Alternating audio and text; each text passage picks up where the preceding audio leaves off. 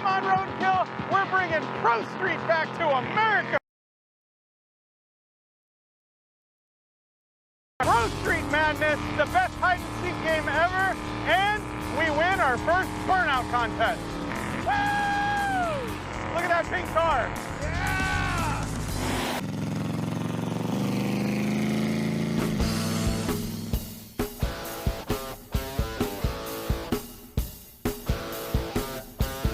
You're very flannelly today. It's that time of year. Yeah, very lumberjack of you. Oh, wow. Oh, this is cool. This is not what I expected. I had no idea we were going to like a Mopar racing emporium. These are actual nice cars.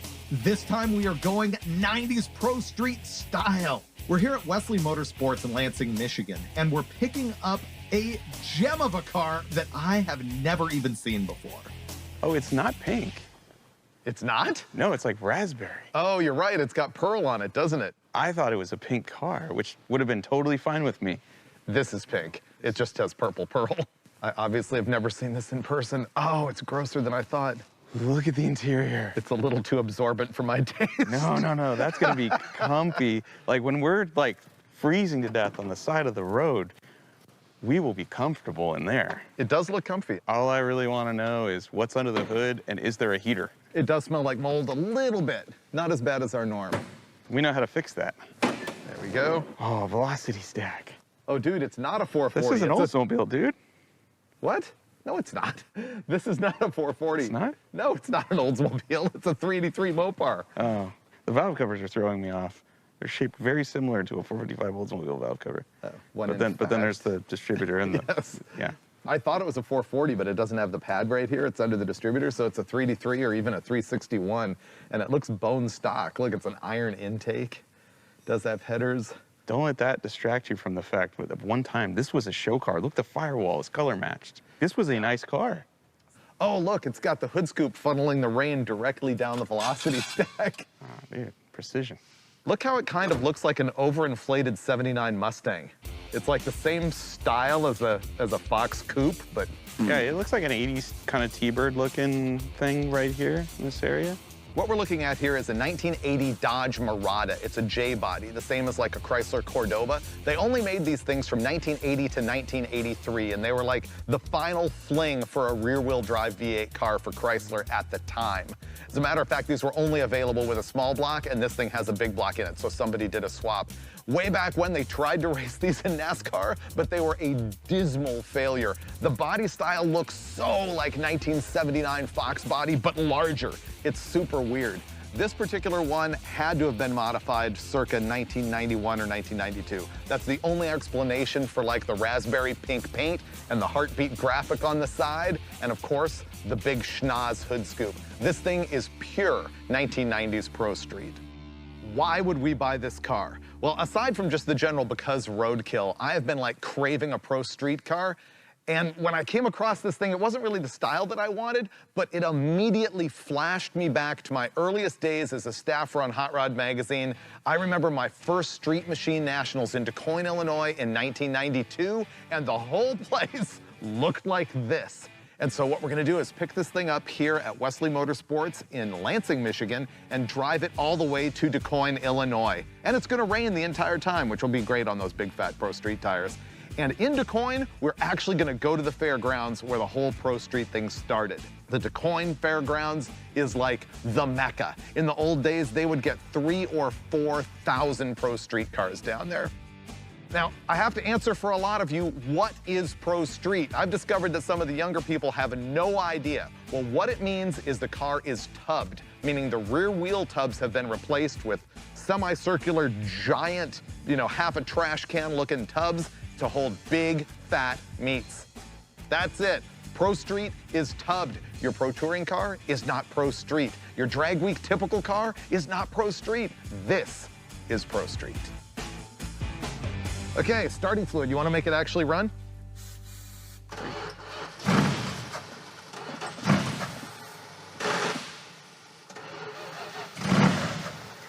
Does sound like the ignition shuts off. Where's the ballast resistor? Aha, that's why.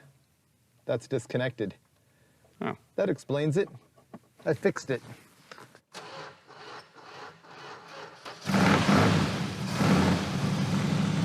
Man's a genius. They don't even need this. Hey, it's got fuel. Wow, it even idles. We're good to go. That sounds remarkably good. We're doing burnouts. You don't want to look in the radiator. It's mostly rust. Okay. Did you like my ace repair? That was impressive. This is full. Because I don't even know what a ballast resistor does. It's a resistor to reduce voltage to the coil for the electronic ignition. Okay. And when you're cranking, they bypass it so it's full voltage. And when you let go, it goes through that ballast resistor. So when it was disconnected, it was shutting off the ignition as soon as I stopped cranking. I'm not going to pretend I still understand that, because I still don't. I want to see the suspension. Oh, wow. This is not done well. No? It is back-halved with a rectangular tube. Is it going to break in half? And it does have a gas tank out of who knows what mounted sideways between the wheels. And it has a panhard, but it's on leaf springs. How was this ever driven enough to get the rear end that dirty? This is a ProTrack 445. This has a lot of wheel well room. You could probably put a 3-inch wider tire in it with the right wheel. I'm so confident in it, I'm just going to get in and buckle up. If you have to do any backing up, just let me know. Ooh, like I'm driving a couch.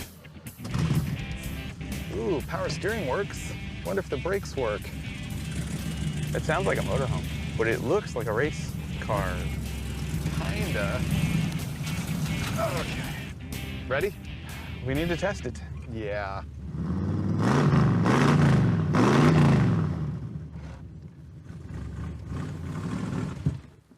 Wow. Maybe it does need to just warm up. Maybe if I eject the cassette. Merle Haggard, wow! Wow! I wouldn't have expected that. Dude, me neither. Maybe I can drive it in circles while we're warming it up. This thing's a roach.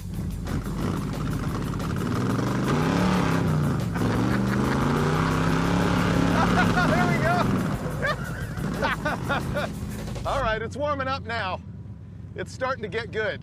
It did do something. I don't know if that's tire smoke or coming from the crankcase. I'm not sure either.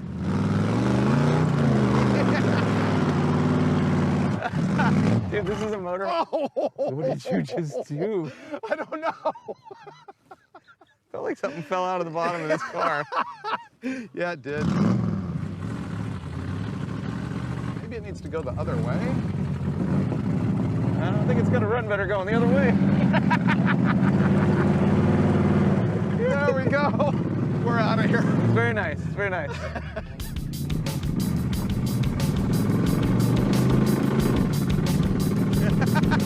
That's on the floor. That does not run good at all. It runs pretty bad. Yeah. That needs some help. Wow. Maybe it's just really bad gas. It could be. You know? It's still on the floor. That's its happy place, you know? You're right in the wheelhouse. Now I'm lifting. Ah, it's much happier right there. Yeah. How's the sofa? It's pretty good, actually. I've got a pretty good barrier between me and the mold. All right, so new short-term goal, make it run well enough to do a burnout. Oh, it just like kicked in. Did you hear that? Yeah, man, you found the camshaft. What just happened? Dude. I was holding steady throttle and it all of a sudden took off. The thing is, I think this is the realistic experience of Pro Street in the 90s. I think most of these cars ran exactly like this. 22 mile an hour. All they did is cruise the fairground and foul plugs. We've gone 8 miles. Here's what we know so far. First of all, the battery just completely died at a gas station. So does the alternator work? I don't know. The other thing we know is that it runs terrible, but our operating theory right now is that it's got 2-year-old gas in it. It hasn't been driven in that long. Who knows? Maybe low voltage is also affecting that. So we're gonna run and get a battery. There's a parts store nearby. And hopefully get this thing fixed. High performance. Hey, perf. That's sweet. That is like the velocity stack version of flipping the air cleaner lid. I like it. Dude. And it's gonna deflect the rain. I'll give it a shot. Part of our running problem could be a voltage problem. This cable is unhappy. weird, because obviously somebody cared about it and spent a lot of money on it sometime in the late 80s or early 90s, but then it's got this turd motor in it and this hack wiring and everything, and it's obviously been neglected. It's sort of a mishmash of good and bad. Here's a tip. I don't know if the alternator works. There's a center in the back of the alternator that will be magnetized when it's running if it's charging. And if I can get to it without arcing, I'm gonna see if it works. Okay, yep, that works.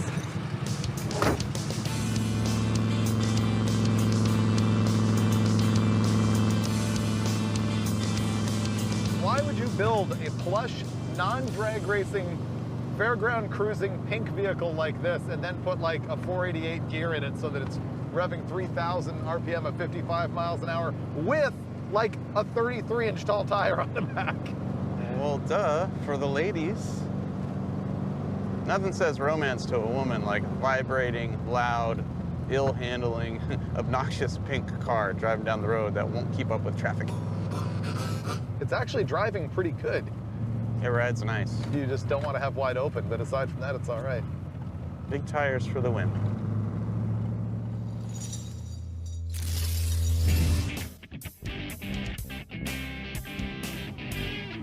It's still here.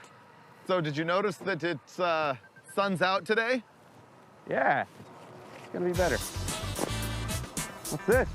Ah, yeah. Oh, no way. Boom. No way, they even matched the car. Yeah.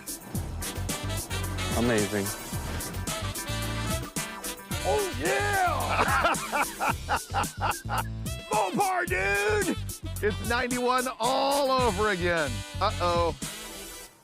This is ungood. What'd you do? It's a whole lot of oil leaking out from under somewhere. Oh, it's dripping. It's gas. There's gas leaking out of the car. If we drive fast enough, it's not a problem. I think it's because you parked it on a hill, see? These glasses will protect me from any fire or fury or a woman scorned. Block out all the hate. I came prepared. Dude, let's go. Dude, it's dumping gas on the ground. You just gave me these glasses. I have to drive with them. We're talking a controlled drip here. Okay, let me in. It's 36 degrees. We'll be fine. Won't be a fire. Parts store is 8 miles, and it's my side that's gonna catch on fire. The outside of the window's already fogged up. Ooh, don't make sparks. On the side of the road? Do not make sparks. Hey, my window's defrosting. Oh yeah, mine is too. The heat is blowing out from under the hood from the angry big block.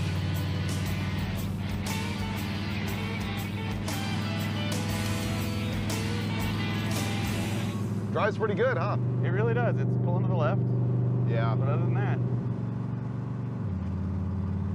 feel the snappy shift from that torque flight. oh, this thing's a menace to everything around it. Whoa, a horse and buggy. Yeah, Dude, are we in Amish country? apparently. And this is why we don't drive on the highway. Taking the back roads to DeCoin, Illinois. There's another one. Yeah. Also enclosed. I think they're going to work. Oh, probably. You know, it's rush hour. We must seem like aliens to them. I think they're pretty used to it.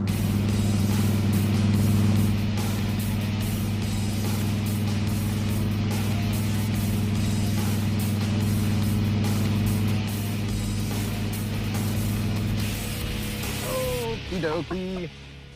This is not going as well as I thought it might. It's going great. First of all, we've got the massive fuel leak that Mike won't fix. No problem. And now we've got the dead battery problem. It seems like the alternator's not actually charging, even though I did the magnetic trick on it. I think it's maybe the voltage regulator. So I'm gonna run and get a voltmeter and find out what's going on. Yeah, look how the fuel is now fuel colored instead of like orange Gatorade colored. You know, on second thought, it's a really long road trip, and we have days ahead of us with which to tackle another job like Bingo. this. So let's do these two problems, won't start and exploding, and then wait for something else to add on to the problem with the plugs. Well, see, I think that the acceleration problem is gonna solve itself with voltage and fuel. Usually does. Yeah. You know, science. Voltmeter, it's one of these new auto-ranging ones I can't stand. You might not need that when I tell you this. 11.5 volts. Should the regulator be leaking down the firewall? Oh no! Wow. All the goop melted out of the back of it. Okay, we need a new voltage regulator. Yeah, I'm not sure that's a factory option. I'm gonna say you troubleshot that pretty well. Season 10. Yeah. This thing is off, and it has in fact melted all of the potting out of the back of it. Thing is, that's not the voltage regulator. I have no idea what it is. The voltage regulator is right there. We'll replace that too. I didn't know what this doohickey is. Google says that it is an EGR time delay switch, which I determined because it had an original Chrysler part number on it. So I'm thinking that maybe we're not charging because this thing's drawing so much because something went wrong and it's melting itself. So I just took it off. I grounded our voltage regulator better, and now we're gonna have to get a jump start off the video van and find out if it's charging.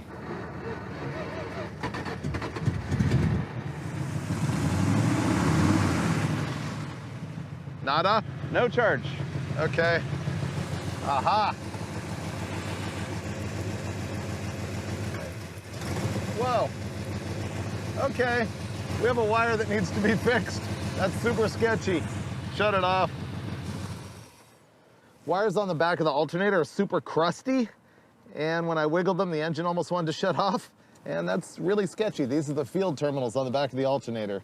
So we'll be fixing that. You'll notice, by the way, I got the wire that's color matched to the car.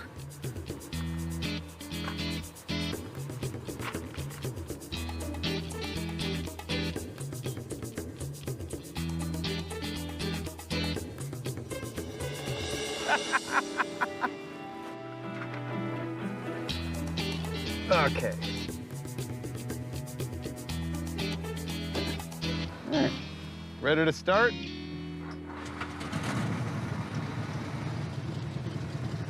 And the moment of truth. Fixed. We now have 13 volts. So what I did is fixed a wire that was loose on the back of the alternator and all falling apart. And also I ran a charge wire directly from the back of the alternator to the battery just to bypass all of the rigmarole that's going up through the dash and all that stuff. We're good. Let's ride. All right, you done inconveniencing the parts store? I am, and once again, we're only down to one problem, which means there's no point in staying here working on anything else. You gotta wait till you have two problems, then you stop. The fire's only on my half of the car, I get it.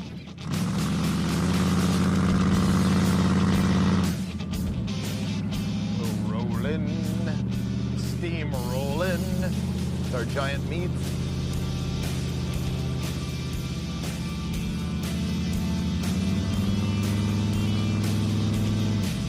And now the exhaust fell off. It looks like it's just the collector bolts, so we're gonna have to rob some bolts off someplace else on the car in order to bolt that triangular 3-bolt flange back together. We only need 2. So let's take one off here and one off there, and those nuts, and we're home free. All right, core support nuts, fender brace, bolts. We are back in business. Working on working.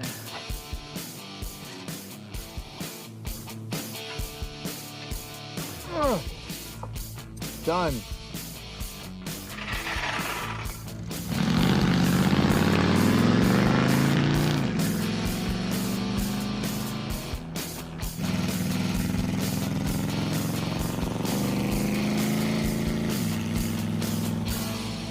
We're finally gonna fix the fuel leak, not because of explosion hazard, but because of performance. You stand on it and it just sort of still wants to lay over. Maybe it's fuel delivery, I don't know. That's a goal I can get behind. Yeah, Risk of endangerment? Nah. not so much. Poor economy? Nah. Poor performance? We can't have that.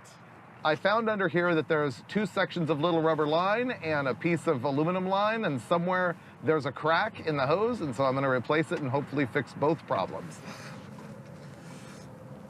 Okay, now this gets ramrodded. Okay, fixed. That's all win. I'm getting blinded though. I need my, thank you. Here's the thing, we don't really feel like hitting the highway again tonight because there's a steakhouse right there and we're big TV stars, so the producers are gonna take us out to, you know, Longhorn. And so in order to test the wide open throttle capability, we're gonna have to do a burnout. It does sound better. Oh man, this is gonna be cool.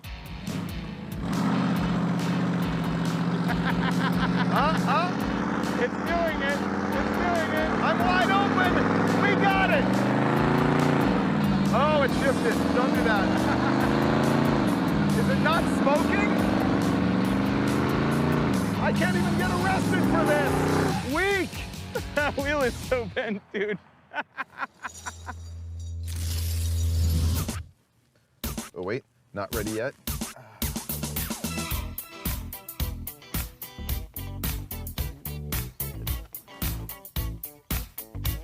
All right, now that we've selfied, we're on the road.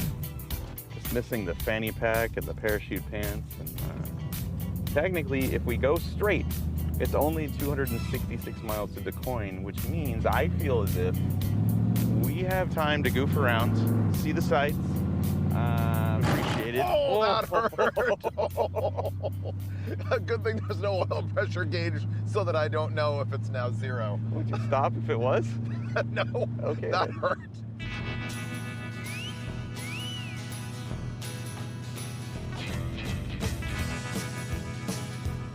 Okay, that burnout last night was horrible. Yeah. It was wide open, and it was in first.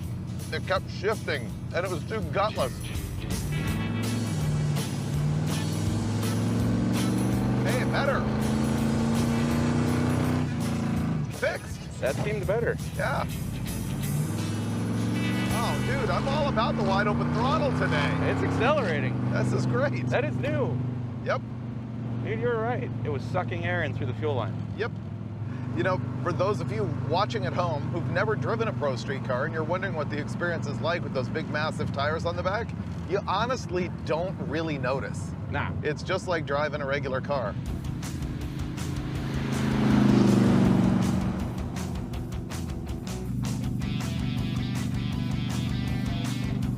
Yeah, I've got breaking news. The fuel gauge actually works in this. What? Yeah, I just noticed that. Just fell in love with this car all over again. Our new fuel system just makes me want to do this. Do it, man. We got a full tank unleaded. 255 miles to go. Now we're Pro Streetering. And no rush to get there. 275 horsepower.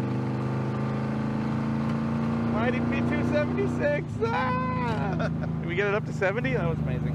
I don't know if the speedo worked.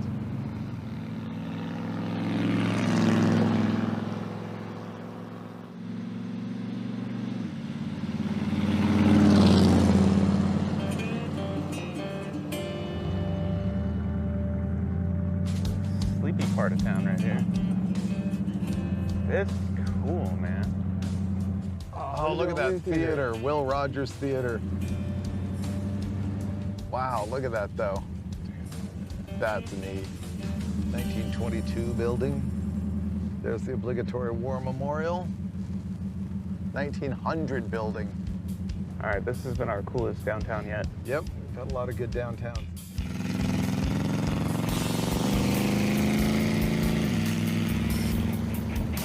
It should be right here on the left.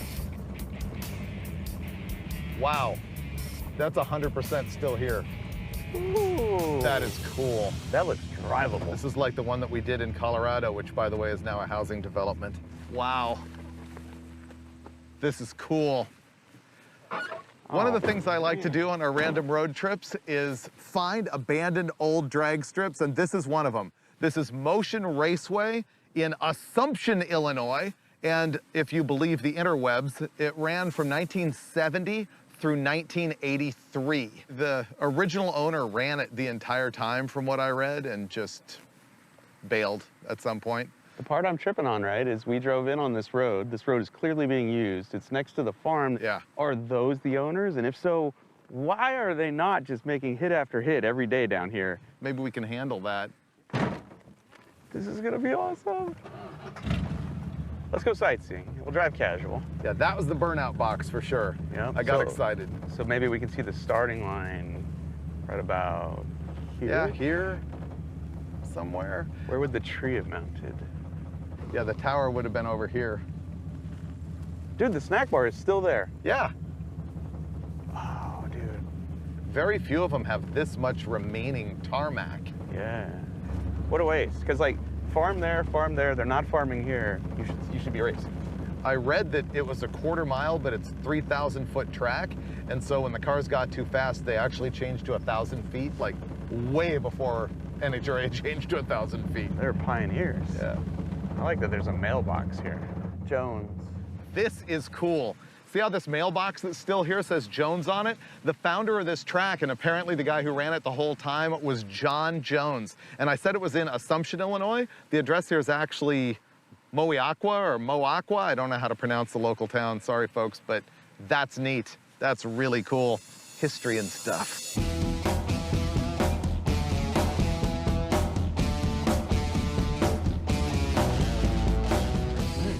Do it. Let's go.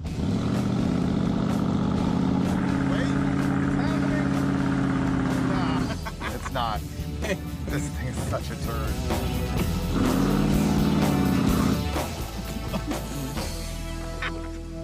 Tomorrow we need to pick up a set of needle nose vice grips and pinch off the rear brake line. Yes. So we have line lock effect.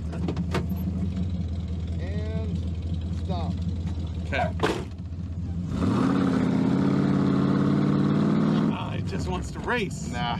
Are you ready? Yeah. Amber, amber, amber, amber.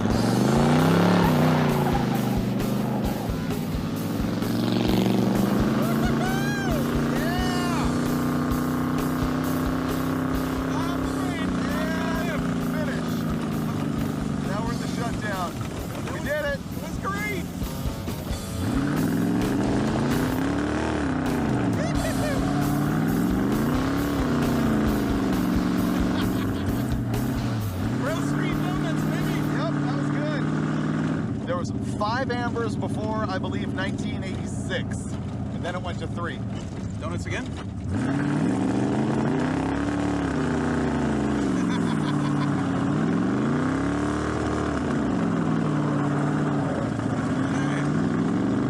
We should probably leave now. Yep. Post-haste.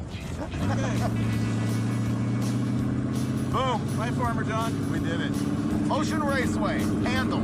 Crossed it off the list. And it's still running. 5 ambers. That's right. I think I left on the 3rd one. Hey. All good?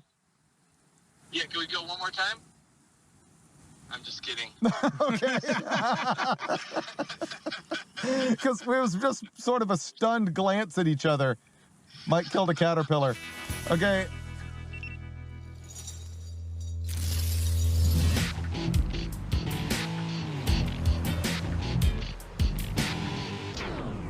We made it this far. Yeah. I think it's like 500 miles so far. Yeah, I think we're only like 40 from the fairground. That's about right. So this is our last drive on our way to the Des Moines State Fairgrounds here in Illinois. The reason that that's important is that is the home of the Street Machine Nationals and the origins, really, of Pro Street. Although, do you actually know the origins of Pro Street? I do not. I do. What? Are you ready to get schooled? I'll do the really fast version. So, big tires were always a thing for traction, right? But in the early days, people would radius fender wells and let them stick out. By the time the Pro Stock class was founded in 1970, guys started taking the fat tire and tucking them under the quarter panel, and that was the key to the whole thing. So like a 1972, like Dick Landy Challenger, that is the origins of Pro Street. Narrowed rear ends. Yeah, narrowed rear ends, tub, exactly. And then to me, the very first Pro Street car was a guy called Steve Lisk, who had a Hemi 71 Challenger that was really nothing more than the Motown Missile Pro Stock car, but in a street car. But it wasn't Pro Street, it was street race at the time. Hardcore street racing. After that, the very first car that was like Pro Show would have been Scott Sullivan's, I think it was a 66 or 67 Nova. And that came out and was the Carcraft Street Machine of the Year in 1979. And it was tubbed and it was full show car. But at that point, that's when it started to get out of control. In 1986, Rick Dauberton had that Pontiac J2000 with the valve spring rear suspension and a zillion colors and like... I remember that car. Blowers, turbos, nitrous, all on the same engine. Yeah. And that's where it just took off into the realm of super ridiculous show car. And then there was Matt and Debbie Hayes', I think 88 Thunderbird that was pink with a graphic similar to that, and that's what started all of this. And then it carried on into the 90s and fortunately turned into actual race cars and went from there. And now it's back because it's been like 30 years, so why not? The one fail that we've had so far, though, is no burnouts. So I did bring with me my poor man's line lock. Let's hit the road and figure that out. All right. Let's go. Let's go.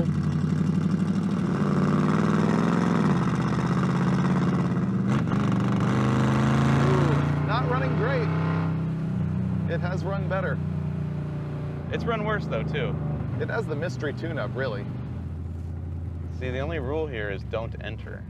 Is that what it says? It doesn't say don't burn out. Okay, we might be able to make this happen. Wow, I'm gonna let you just go ahead and handle that. All right. If you ever find yourself in a situation in life where you just don't have enough power, these are the solution. I'm gonna clamp this on the rear brake line. I'm gonna disable the brakes. This man is going to smoke these tires, and then we're going to get arrested. Is it gonna work? Definitely. Yeah.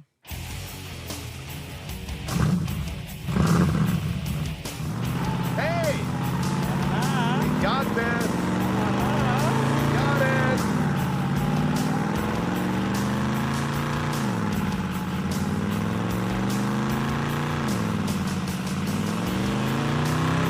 There we go. 2,900 RPM for the win. It was pinging pretty bad.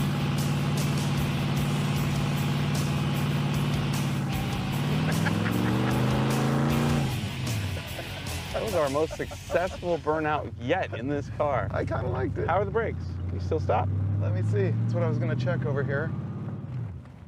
Oh, yeah, we're They fine. feel weird. Corvette's coming back too. Yeah, he is.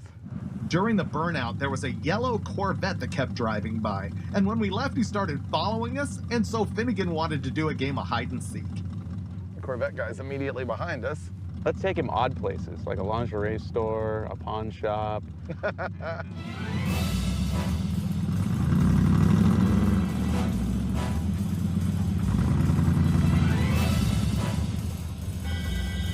Can't catch us, Mr. Corvette guy. We're not quitting. We're gonna keep going. Don't give up, keep going. This is way more fun. We could lose him amongst all the trucks in here. Just keep driving around in circles. Keep going, keep going. Is he behind us? He's following. Just keep going. I'd go down that row and then come back out this one. Let's just keep this guy going, dude. Yeah, keep going, keep going. Is he still behind He us? said he pulls in the parking lot. Keep going. Yeah, he went that way. Keep going. Go down here. We've never been such jerks to a fan before. Oh, we'll stop eventually. There he is. He's behind us now. Is he coming out? Like a Ford Falcon. Oh, don't come back. Oh, I should have gone the other way. All right, keep going. Hey, yellow Corvette guy, we don't actually hate you. This is just really entertaining for some reason. Hide and seek with cars is fun. Yeah, Let's just do this for an entire episode. that would be funny. What's up, dude? How's it going? You ever played automotive hide and go seek before? Not until today. Sorry about that. You're good. We were just leaving the alleged scene of a crime, That was fun. I noticed and that. we saw you come back, and I'm like, no, if we start doing things, he's gonna start doing things. No. Run, Dave. He made me do it. I did. We got to that one parking lot, and you came in. He's like, what do I do? I'm like, go there, turn around, drive in a circle, I confuse can't him, believe drive you back drove through all out. the semi-trucks. Oh, yeah. So why were you following us? You watched the show or what? I've been watching the show ever since episode 1. Always been subscribed to Hot Rod Magazine. You know, I just came to town today to run some errands, and I was like, it's him, you know? Cool.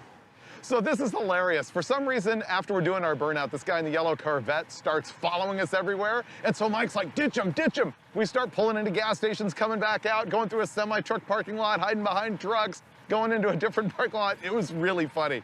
And I felt bad though. And so fortunately, we ditched him, but our producer found the guy, brought him over here so that we could say hi and good times. Thanks a lot, man. No problem. Appreciate it. Now we gotta go hit the road to DuQuoin.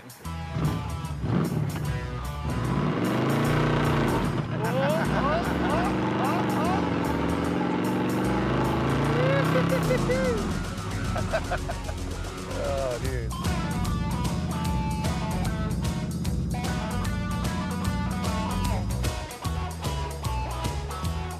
our way to a car show, and it's a little embarrassing that we haven't detailed this thing to this point. You gotta get the mold off There we go. before you can squeegee her. That's the action. Let the sheen come through. Ready? Whoosh. Look at that. Oh man, Wow. I'll tell you what, the mold is just gonna allow the water to bead off of this thing. That is sweet.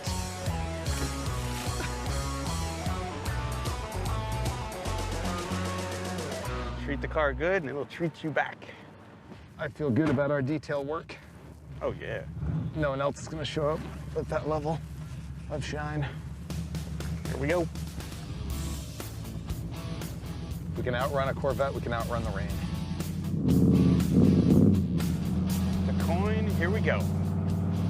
Pro Street Paradise. Nothing can stop us now. Yeah.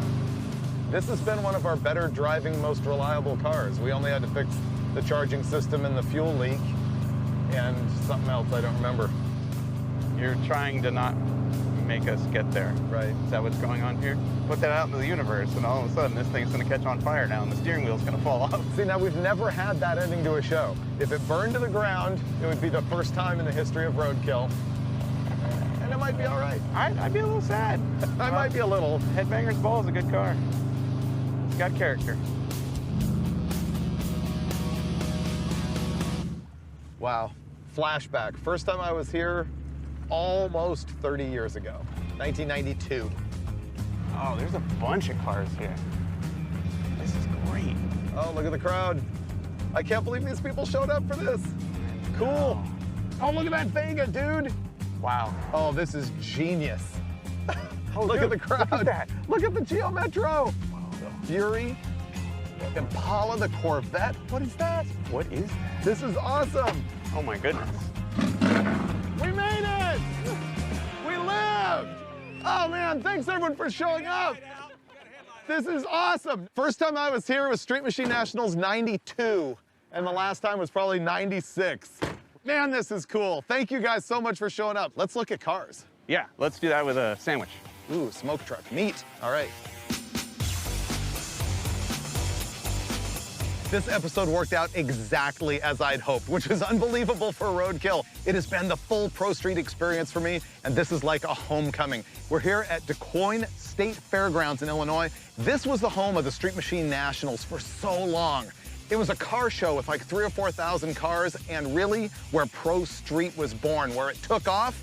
And Mike Cotton, who you know from the Faster with Finnegan show, was able to put together for us all of these guys showing up with nothing but steamroller tire Pro Street cars.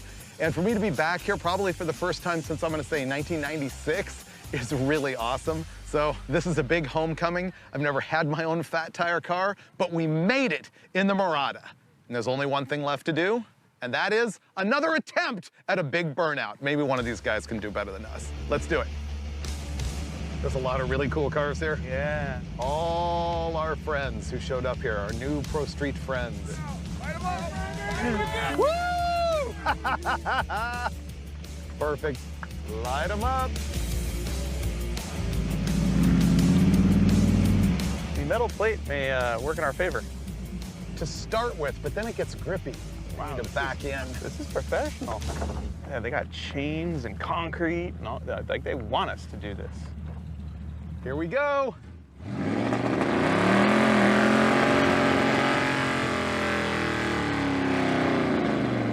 Ah, come on! I told you it was gonna get gription. There we go. There we go, there we go. We're living the Pro Street life. Woo! Slowly. Yeah, that's not bad. It's getting traction. No! Come on, guys. Look at the sizzle, the bacon. Okay, who's gonna do better than us? Who's up? Who's next? I felt really good about our chances of winning the burnout contest, you know, because lame. But then this guy rolled over, and now I think we're gonna lose after this truck moves. Oh no, wait, that's a good amount of smoke. Maybe we are gonna lose twice.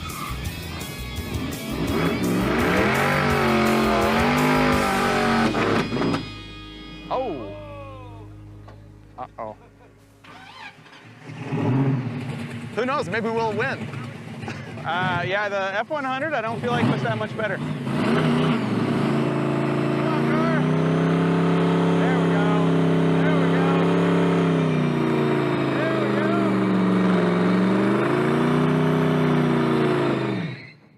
Woo! It's hot. It's very warm. We're actually winning this. I like the seat cover. You got this. Sounds like it's got a spool or something in it. Yep. Come on. Come on. I don't feel so bad now. Oh. There we go. There we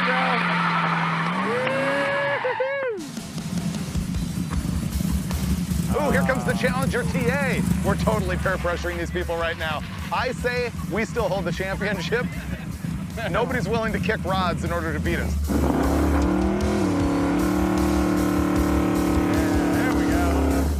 Oh. Very well, very well. This truck is cute. That has big meats. There we go, there we go. All right, there we go. Come on. Don't turn that steering wheel towards me. I'm about to get my own show. We can do better than this. There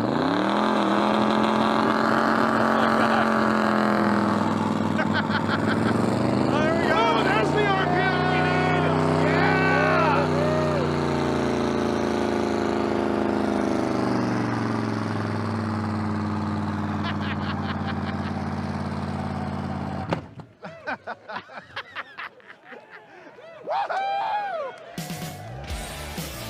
All right, we win! Hey, we won our first Pro Street Burnout contest!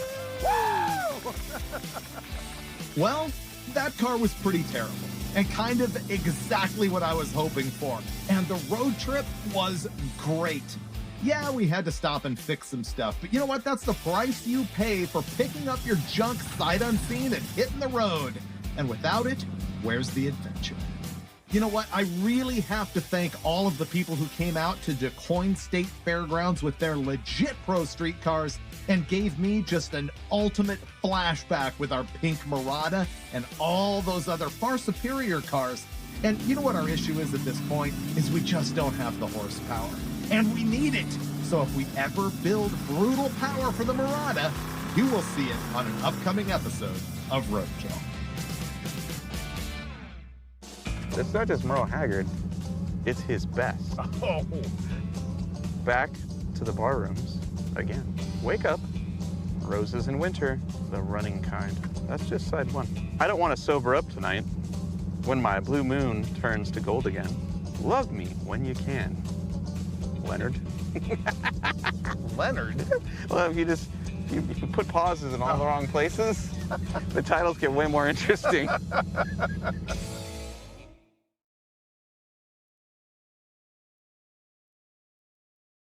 This time on Roadkill, it's a battle of the winter beaters and a completely unexpected road trip. And a snowball to the face. I knew that was gonna happen. Also, the discovery of my brand new Dragoneer project car. All that and this on this episode of Roadkill. That's me.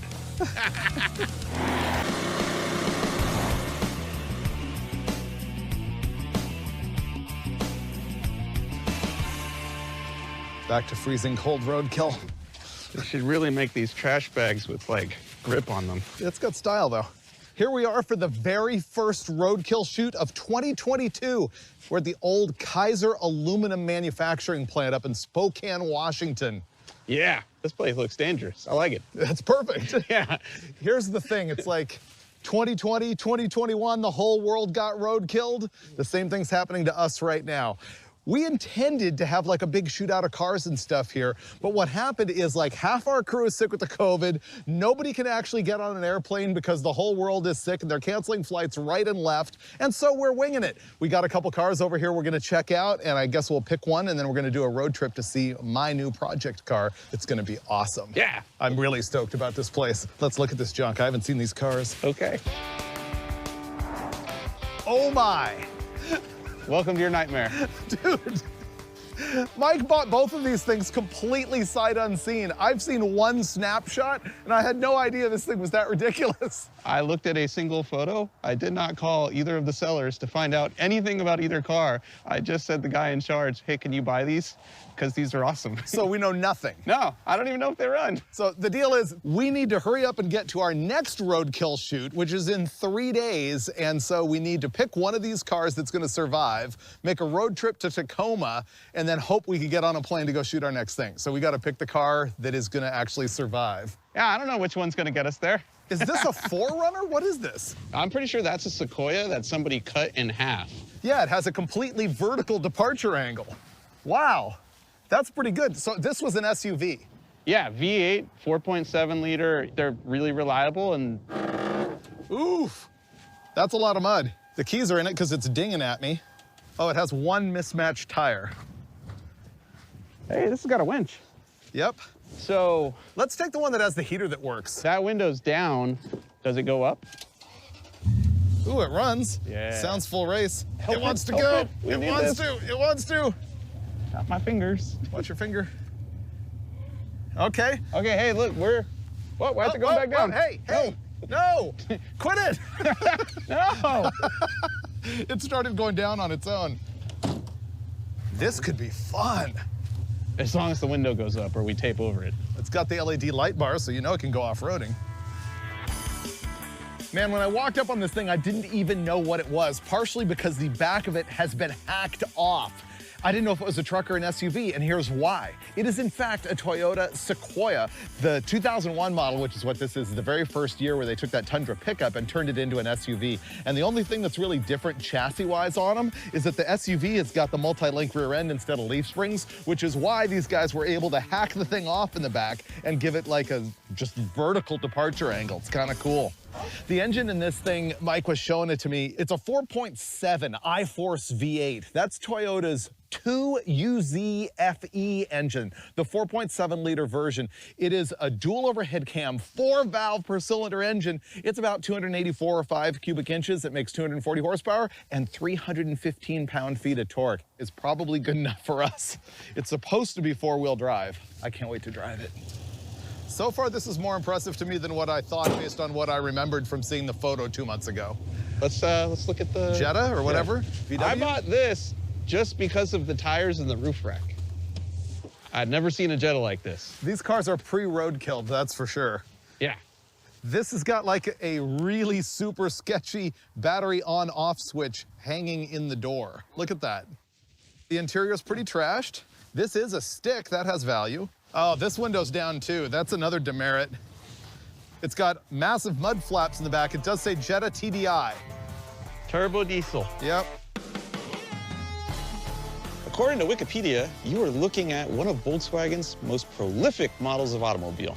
Since 1979, VW has manufactured over 14 million Jettas. And they came in 2-door coupes, 4-door sedans, even 5-door wagons. They're everywhere. Now, our particular Jetta here is a 2001 model. It's the Gen 4 of 7. Now, what you need to know about our GLS here is it is not a beast. It is front-wheel drive, and the inline turbo 4 diesel only makes 90 horsepower and 155 foot-pounds of torque. So we're not winning any races in this car. And the only question I really have here is, how can a Jetta with those tires and that roof rack not be fun in the snow? That's what we're gonna find out today. See if it runs. Okay. Here we go, firing up.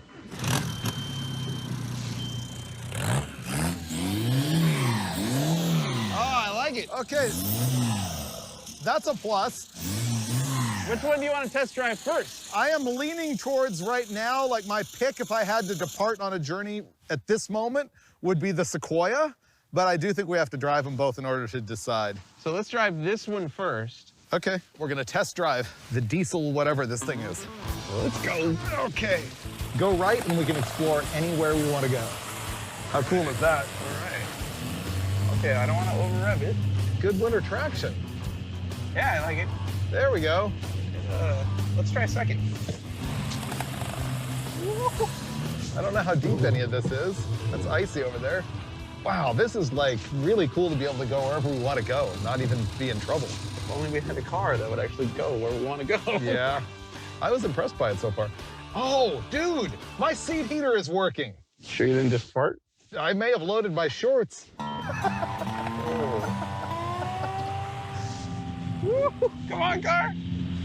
All right, it's not a donut machine. No. Ooh, drive underneath the big thing that looks like a Tonka toy I had when I was a kid. All right. Oh, this is gonna make me unreasonably happy. Oh, that was cool. Where's the bucket? I don't know why, but I really liked it. All your childhood dreams coming true. I had that Tonka when I was a kid. Played in the mud outside my room. It was great. Ooh, we're allowed to go inside buildings too, by the way. Can we? Yeah. This place is awesome. Everything is awesome. I do want more horsepowers, though, I gotta admit. I love snow. I mean, I don't want to live in it forever, but I like visiting it. Yeah, it's good for road killing. Wow, this place is derelict. I like it because it feels a little dangerous. Yeah. But because it's snow, it's a happy kind of danger. Oh, by the way, there's still active trains here. Oh, yeah. Okay then. Yeah. Oh! I'm not kidding. Yeah. Where's reverse? That's not reverse. Okay. I'm not kidding about active trains. Oh, I believe you. We're stuck. We might need that Sequoia sooner rather than later. Yeah. Oh, you can do it. Oh, we're stuck. We're stuck. Okay. On the railroad tracks. I'll be getting out. Hey now. Oh, you're buried. Yeah, you're stuck bad. Yeah, I did that. Yeah, that was wrong. Whoops. Let me just go get that SUV with the winch. This is an actual active railroad, and I guess they're not coming today, so that's all good. So the crew drove the Sequoia over here, which I'm now going to use to extract Finnegan from the railroad tracks with the VW. I don't know how to work this winch. There's no controller, so I'm just gonna hook it up, lock the winch, and pull him. This will be my first time driving the Sequoia. Oh, we're moving. Oh, almost. Go ahead. Oh, I'm gonna need a back massage now. Okay, Mike, we got the remote control of the winch actually working now, so I'm gonna try and just tug on you. Are you ready? It's not gonna be a jerk. I'm gonna try and winch you. 10-4, I'll leave it in neutral. Here we go.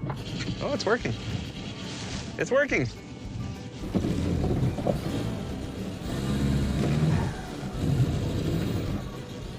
For the record, you have yanked me across 2 railroad tracks. We are doing great.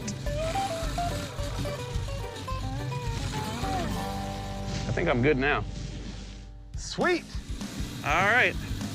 I believe that was a successful test drive of your vehicle, not so much mine. I'm next.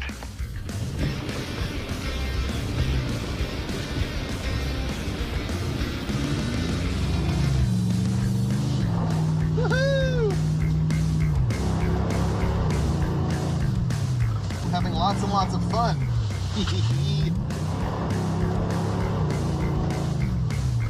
Ooh, I'm gonna drive through my Tonka toy thing. Ah, fun.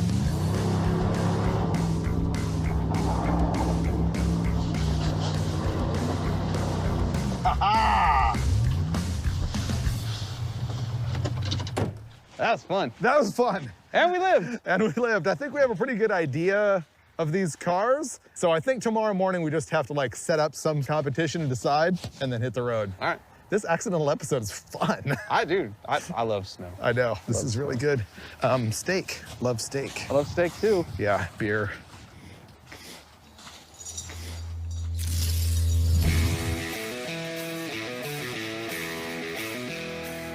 Good morning and welcome for another day of action. Mike, far be it from me to actually do a safety inspection before we drive a vehicle, but I couldn't help but notice that somebody drove the wheel off that side of it.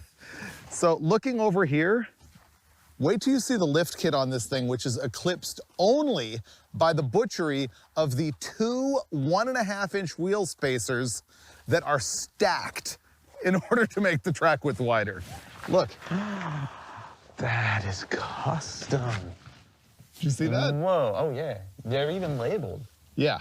Go ahead and have a look at the custom lift kit on that. It's got a spacer which isn't bad until you start to look how they've reinforced the upper control arm with a piece of coil spring. I don't want my face near this. Right. That spring might just jump out and hit me. It's pretty bad. Wow. Uh-huh. I still like it though. I still want to drive it. Me too. Let's cruise around and find a place to like do a shootout and decide which one of these we're gonna hit the road with.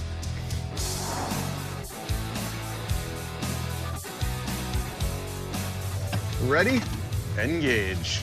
Do you have the four-wheel drive button pushed? Oh, do you need that? Yeah. Really? It's electronic. Oh. All of a sudden it says four-wheel drive. Yeah. That makes it no And if you near didn't as want fun. four-wheel drive, you turn this off, and I think it will do better burnouts. Oh. I think I might have broken something. Oh. I don't know what that was. Wow, that was loud. I think we're in two-wheel drive now. Two-wheel drive high? Yeah, that's officially two-wheel drive. Okay, you figured out how to make the four-wheel drive work. That's good. Sweet. Wow, this is cool.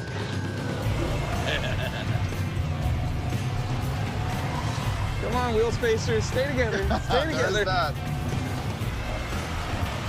Oh, there we go. There we go. Little swing. Little swing. Yeah. Okay. Oh, I love this thing. This is way better than the Jetta. That's a building. Oh, that's ice. That's electrical. Hit that. We're in ice now. Think it'll back up? After you push Okay, that little let's see. button that says Go with the 4WD. little button. There we go. Oh. I could back right out of here if I had four-wheel drive. I think that's what it is. It's like the front end doesn't actually engage itself unless it rolls for a little while. So once you get stuck, you're just in trouble. I'm now taking debris from the facility and repurposing it as traction aiding devices. So Okay. that one's working. You're up on it. Yeah. And as soon as that one grabbed traction, that one started functioning. Okay. Well, that's our big problem right there. This one. Let's grab one and break through the ice right here. There you go.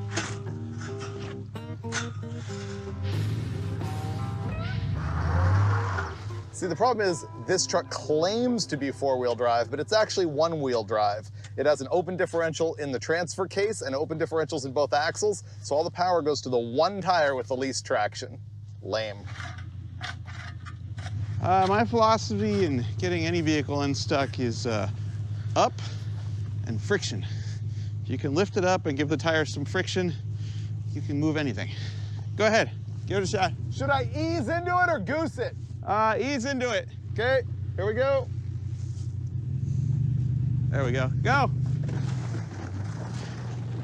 Woo! Nice work. Let's get back to the part where we're not laboring as much as we are right now. More donutting.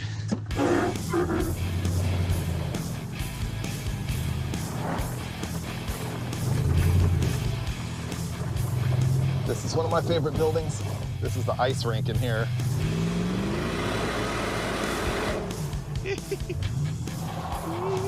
I've never driven on a hockey rink. I felt like you were in reverse. I know.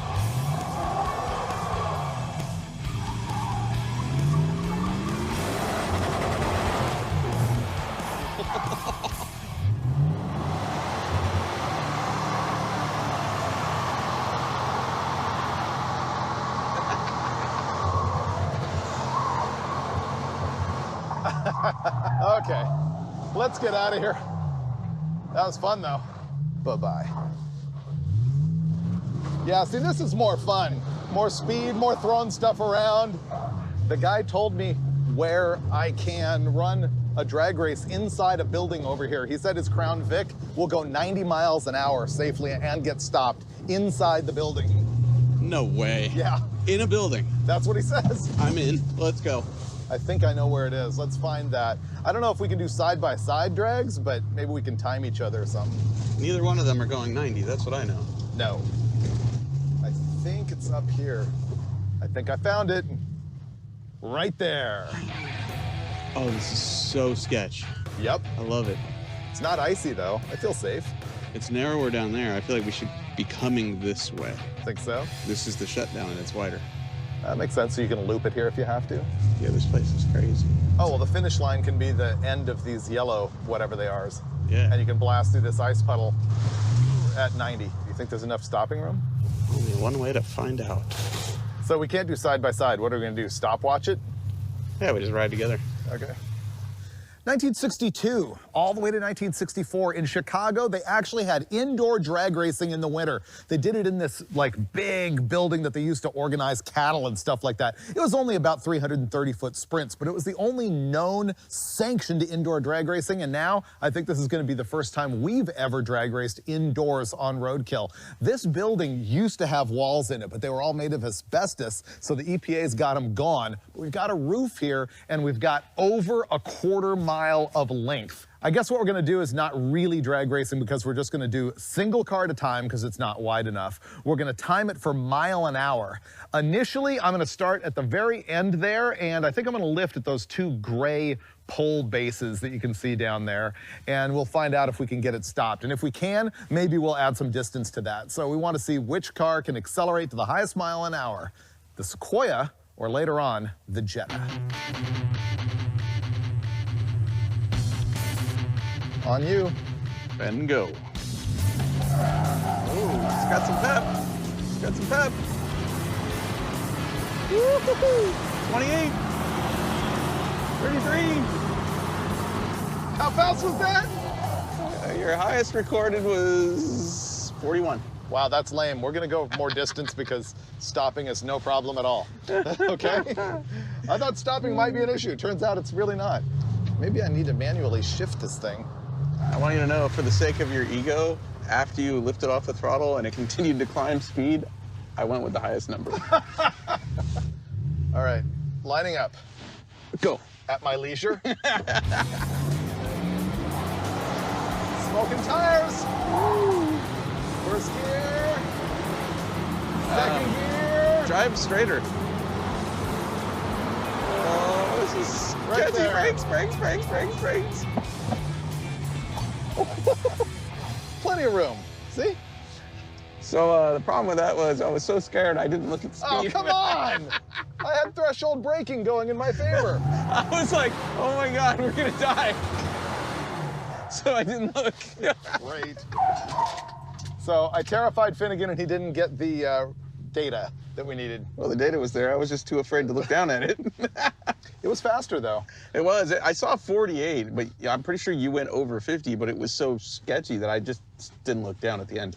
Yeah. Threshold braking actually is important. If you just stand on the brakes, Oh, wait. I would have skidded through the water and died. Wait. Does it have a peak measurement? It does. You went 49. 49. Okay, he has data. 49. I did not see some serious poop.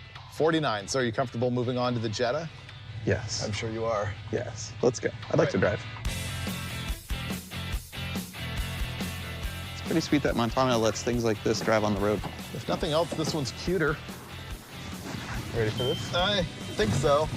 At your leisure. Here we go. Oh, it's frying the tires, dude. Oh, it felt like it. Oh, this is sporty. Phew! Blowing smoke. Come on, car. Come on, car. And lift. Dude. Oh, there's that hole. Dude, you smoked me. Dude, Absolute destruction. there's way more there. 60. What? It went 60. There's way more there because I barbecued the tires in first gear, Yeah. and then it over-revved and defueled and shut off. Uh-huh. And then I short shifted there. All right, so yeah, let's go You back. know what to do. You can make it better. Let's go back. Back up a little, hit up some of our launch area. Oh, wait, you're cheating. Ready? Yep. Yeah, you gotta short shift it. Yeah. I can't tell if that's third or fifth. I think I'm in fifth. Dude, What? 77. What? 77. Wow. 77. I'm astounded. That was big. Wow. This thing's actually fast. Whatever somebody did to hop this up actually worked. We've established that this thing is way faster than the, whatever it's called, Sequoia. What would you expect from a vehicle named for a massive tree? Trees aren't that fast. Well, this one's named after the wind. Jetta. I think next up, the final deciding factor is gonna be a figure 8 course that I've got like rooted out here among these buildings and snow and all this old debris. Perfect. I haven't even driven the Sequoia, so I'd like to take that. And Right. You take this? Yeah, we're gonna do that. That way we will have both driven both cars, we can both get a feel for it, and we're gonna ride with each other in time. Sweet. Now we're ready for the snow adventure course. It's like a big figure eight kind of ish over there through a building and stuff. All right, bye-bye. Up. Won't start. Oh. Won't start, batteries, cables, weird. Have you seen this thing right here yet? It's got stage fright. This thing makes no sense. Nothing. We're trying to fire it to race this thing, and all of a sudden, the whole thing is dead. The wiring on this car is hinky. It had a whole big battery on-off switch in here. Mike just eliminated that, and now he's fixing a terminal on the battery so that we can have power and actually race the thing. But it's taking time and burning daylight. On. Okay, fixed. The battery terminal was so corroded, it did not want to conduct electricity. I just scratched it up with a knife and tightened it back down. Ready for this next level of funness? Indeed I am. All right, so I'll time you at the pole here. Okay, ready? Go for it. And start.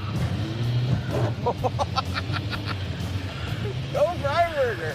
Okay, here comes the death. Oh. Oh. This is ice, though. Oh, that's a rock, that's a rock. Okay, I good. stood on the throttle and it pulled through. Front wheel drive for the win.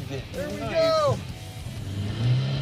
Yeah, it's a delicate dance. You over rev it and it's gonna defuel. I see that. If you under rev it, it's not gonna go anywhere. Oh! Oh! So now I'm gonna turn. Oh, that's the fun part there. Wow, nice turn. That was the good part. Nice execution. Ah, frontier, come on. There we go.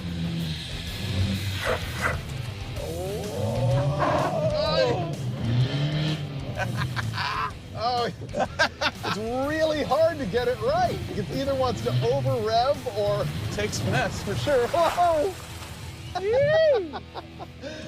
Dude, this thing rules. Every corner where I thought we're running into a building and knocking it down. Nope. As soon as it started to understeer, I figured out to stand on it and it turned in, even on the ice. Dude. All right, Sequoia, your turn. All right, so here at our snowcross, the Jetta with Freiburger behind the wheel, did it in a minute. 36 seconds, 0.14. You got a round for that, so a minute and 40. Okay, I am so excited to do this. On you. I'll try two-wheel drive. Oh, this is gonna hurt. Oh, this is gonna hit way faster than I was going. Here we go. Oh! Woo! You almost cleared the tabletop. Okay, that's concrete. That is concrete? Yep. Oh, that was sweet. Come on, car. Oh, that's concrete. That's a pole. Oh, that was pretty good. Oh, this is good. Now you got to turn it in. Oh, ooh, I thought that was gonna hit. All right, did you stop me as we crossed the pole? Yep. Okay.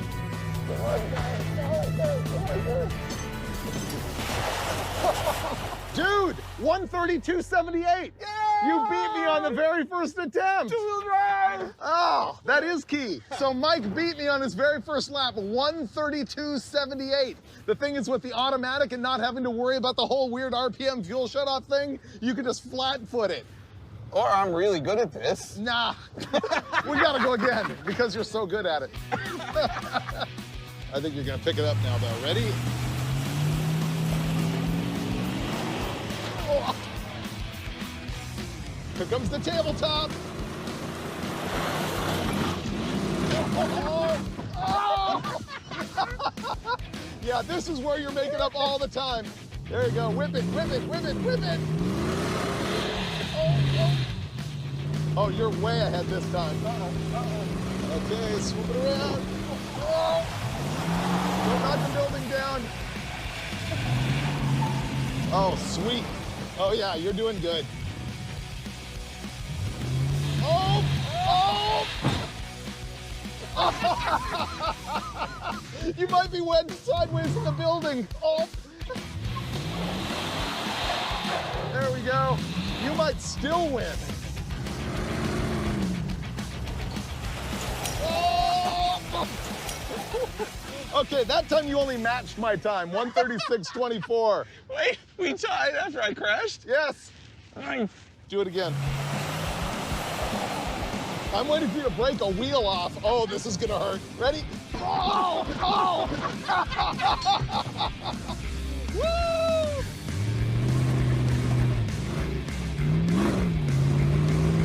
Okay, here's the big turn. Oh! Oh! Oh! Nice. Any day you don't knock a building down, you're good.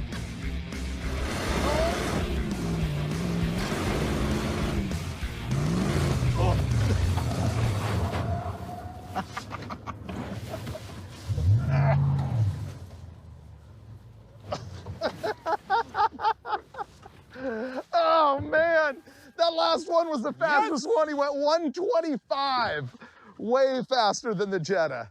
I really like this. That was cool. Okay, I gotta tell you, as soon as we arrived, I'm like, there's nowhere we're taking that Sequoia. I'm down with the Jetta. Once we drove the Jetta and this thing around, I'm like, I'm completely down with the Jetta. Once we drag raced, I was down with the Jetta. And now it's more up in the air for me. My big problem is honestly the wheel spacers on this thing are a hazard on the highway. I agree. We did just stress test them. Well, you just said we stress tested it. If the wheel a was lot. gonna fall off, I ran into a house. The wheel was gonna fall off right there, and it didn't. It's awesome. Okay, you know what? It's dark. We're leaving in the morning. Let's sleep on it. But let's go for some donuts because it's so much fun. And by the way, this hasn't happened yet. Oh, and I missed. All right, I'm let's gonna be go. faster than that. And we're off. Whip it good. Yee-haw! Woo-hoo-hoo.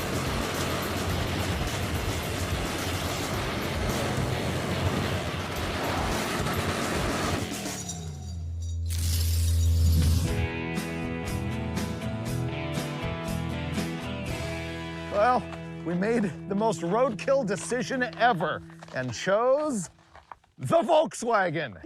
Why? This was like our sense of obligation to society to not drive the Sequoia down the highway with stacked wheel spacers. But in reality, it's because this has a driver's door glass. And also no oil in it whatsoever. It's been puking all over the ground for 2 days. Want to pop the hood? I'll do the honors.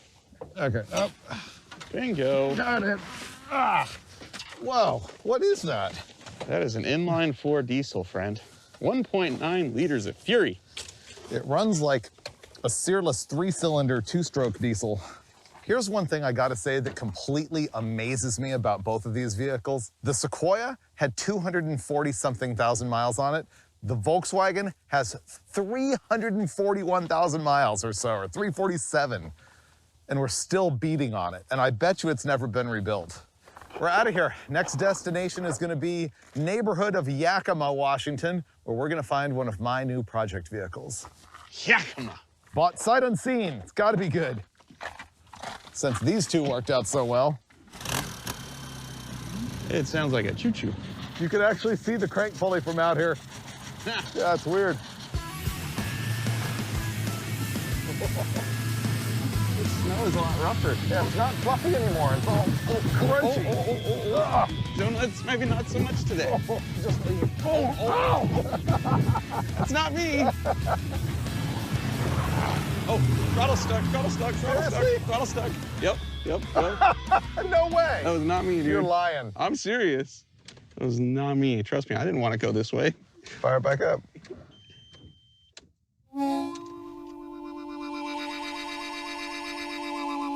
Like my foot was off the throttle and it was wide open. Let me jiggle the battery cable just in Okay, case. sure. We might be taking the Sequoia. Dude, is it locked up?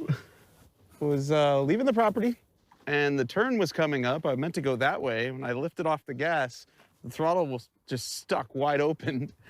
and now it doesn't want to crank. Oh, dude, look at it. See, it pushed fuel all through the crankcase. Look how it's pouring oil out of the oil fill. I mean, I don't know anything about diesels, but it's high pressure fuel injection, so. Look, the engine is full of liquid all the way up to here. What if we put too much oil in, dude? We? You said dump the whole thing, so I did. We're a team. It's roadkill. It has 351,000 miles on it, and we kill it in 1 minute by overfilling it with oil? I don't know how that works. I mean, that's a diesel. I mean, it's a diesel engine.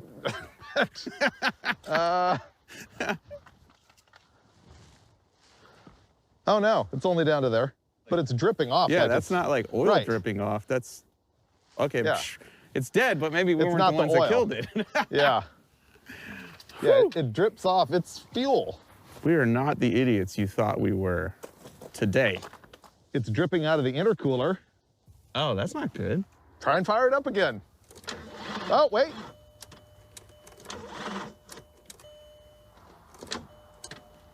It turned over a couple times. I bet if we put enough voltage to it, we could get it to crank over and seize up all the way. Yeah, that's what I was hoping. Even though I know nothing about diesels, this is all ungood. I'm not quite ready to give up here. I'm gonna disconnect the lines to the mechanical injection and maybe bleed off pressure. That didn't really do anything. This thing had a rigged up battery disconnect switch on it, which we bypassed yesterday, and we let it sit all night connected. The battery could be dead. The battery light's on. Really? Mike thinks that there's still life in this. He wants to try and jump start it and see if it'll actually run. I think it's history. Okay. I don't know. I feel like at this point, the Sequoia might be the one we want to drive in. Even if we get that running, I don't know that I want to drive it anymore. Okay, we're jump starting it here, and it seems to be doing kind of the same thing. Sometimes just click, sometimes crank about half a revolution, and then just die. What do you want to do? Well, that cranked a lot and didn't go, so I think we killed it. Yeah. I might be able to fix the window, but we need to do something about the tires. Yeah. I don't feel right about hitting the highway without knowing that one already broke off of this. Yeah. Why don't we just take the spacers off, and then, you know, it's reasonably safe. Like, if you take the spacers off, what's the problem? I guess it just doesn't steer because these are too big. Yeah, like right now, the tire is only an inch away from the upper control arm. Right. So we can put smaller tires on, and I'm okay with one spacer. It's the two spacer thing that's totally uncool. Sketchy. Yeah. Okay. So I'll take this back in the warehouse and we'll investigate how to fix the wheels. All right, V-Dub. It was a good 351,000 miles. Bye-bye. All right, change of plans. We're no longer taking the Jetta, but we need wheels for the Sequoia. So we're back inside one of the many warehouses here on the property to rob wheels off of yet another vehicle, this GMC Yukon. So we're gonna take these off because it's the same wheel bolt pattern and try and install them on the Sequoia using no wheel spacers at all. Hopefully these tires are small enough that they actually fit. So that's kind of what we're doing. But we don't have jack stands, and so we've jacked up half the vehicle, slid one of the Sequoia wheels and tires underneath the rear differential. We're gonna try and remove this, set it down, and get it to rock enough to get the other side wheel and tire off. It's very roadkill.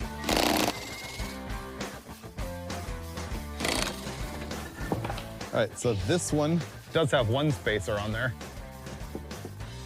I think this works. All right, GMC wheels on a Toyota Sequoia. It doesn't look cool, but safety never did. So here's our double spacer arrangement, and this is why you don't want to do this, right?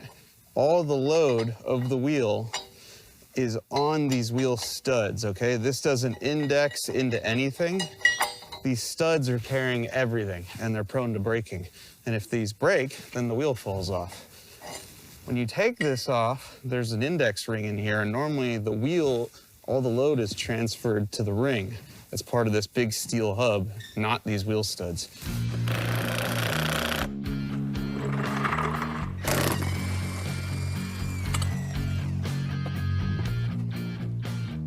Not only did we fix the wheels and tires, we also got the driver's side window up. So we're good to go. You ready? Yes, let's go. On the road again.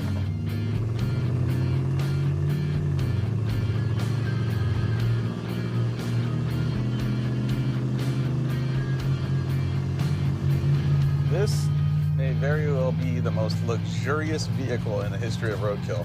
Once you look past the dirt and filth, and you find just a Toyota.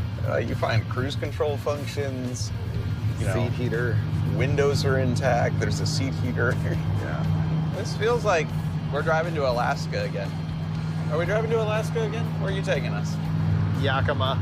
Yakima. Yep.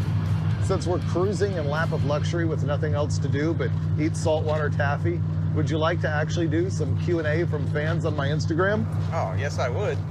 Can I still eat the taffy, though? Yeah, you can. Okay, cool. You can have it all. It's not good. This guy says, if you could get one lost Roadkill car back to own for yourself, what would it be? Maserati. Maserati? It's the only one I can think of that's lost. I guess lost, yeah. When did you realize that Homeless Dave would become a recurring character? The second time? That's pretty funny. Here's a good one. All right. Freiburger, what is the craziest thing you've done in the snow with a vehicle? We drove a Ranchero to Alaska.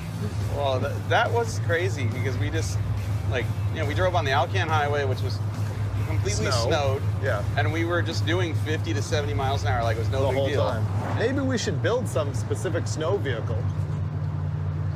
This guy says, I'm about to clean my engine compartment. Any product you recommend? I really like the Castrol Super Clean, but do not get it on aluminum that you don't want to have etched, and don't leave it on glossy paint, but it does remove grease really well. I was just thinking I haven't cleaned anything in so long, I wouldn't even be able to give you a recommendation of what to use. Okay.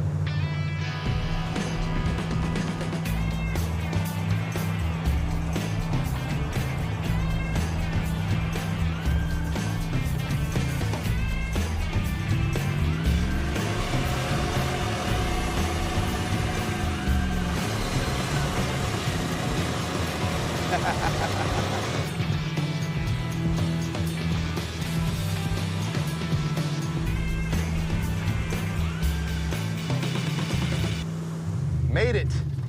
Barely in the nick of darkness. Oh, we can still see it though. That's it, right? Oh yeah. A little snow on top of it. Buried in snow. This guy's got a cool place. What year is that? That thing's sweet. 67. Let's check this thing out. Oh, that's cool. That snow's deep. We made it. Can you believe it? 250,000 miles on this thing. Didn't skip a beat. Oh, so far, this is exactly what I hoped it would be. Sweet. What we're looking at here is a 1967 Jeep Wagoneer.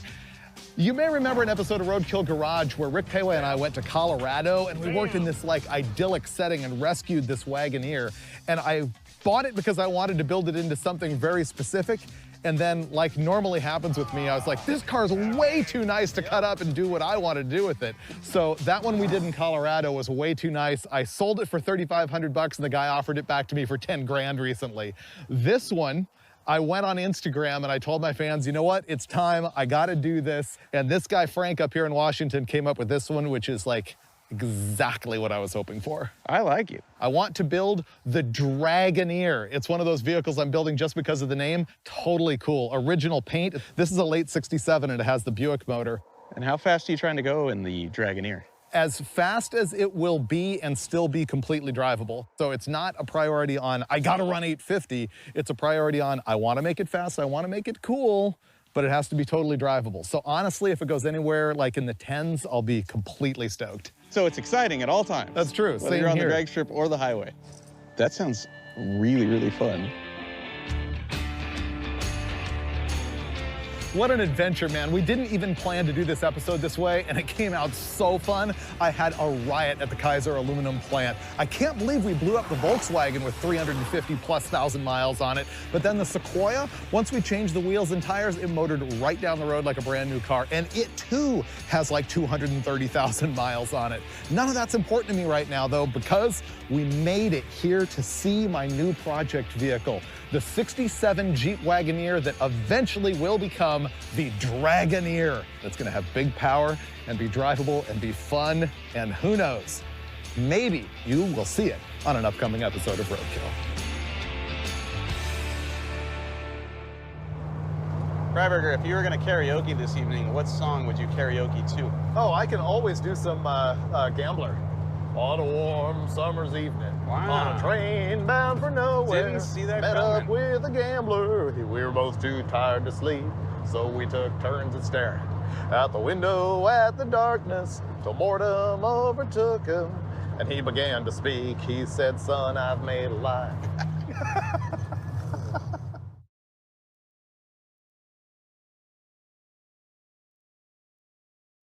This time on Roadkill, we start out with the Hemi Gremmy, and it turns into a 450-mile romping, jumping, drag racing road trip in Finnegan's new pure race off-road truck.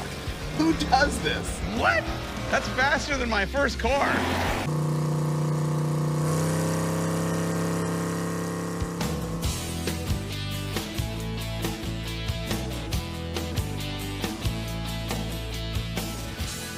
Hey kids, it's Hemi Gremmy time. The Hemi Gremmy is a 1970s styled street freak, and it lived in my head for nearly a decade before we finally made it real on a couple of episodes of Roadkill with the help of Andrew and Matt Calkins. It's a 1975 AMC Gremlin with a 76 grill, and it sits on a shortened Model A frame with a straight axle up front and a 9-inch out back. It's powered by a genuine Mopar 426 Hemi, backed by a Gearstar 4L80E General Motors transmission. What this thing does best is burnouts, and we've never endurance tested it until now. We are road tripping the Hemi Gremmy.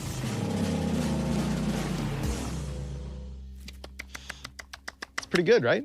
This is my favorite time of year. It really is. This is our opportunity to do Hemi Gremmy burnouts over much greater distance. We're driving to Tucson. Yes, it's road trip time. You know what they're doing there is that Beyond 1320 event where they have the cars line up like at the sand pit past the finish line and race towards the starting line. So, Super sketchy. I love Yeah. this. You're driving, right? I hope that we can actually get there in time to do that without breaking the car on the way. Oh, of course we will. I don't remember anything being wrong with this car, but you know, my memory is pretty short these days. The one thing I know is it has no dipstick, and I hope it has enough oil in it. All right, heading to Tucson in the Hemi Gremmy.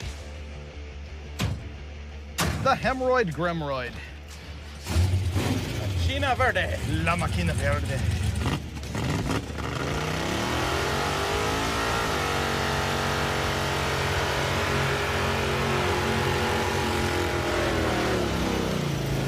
You smoked the whole street.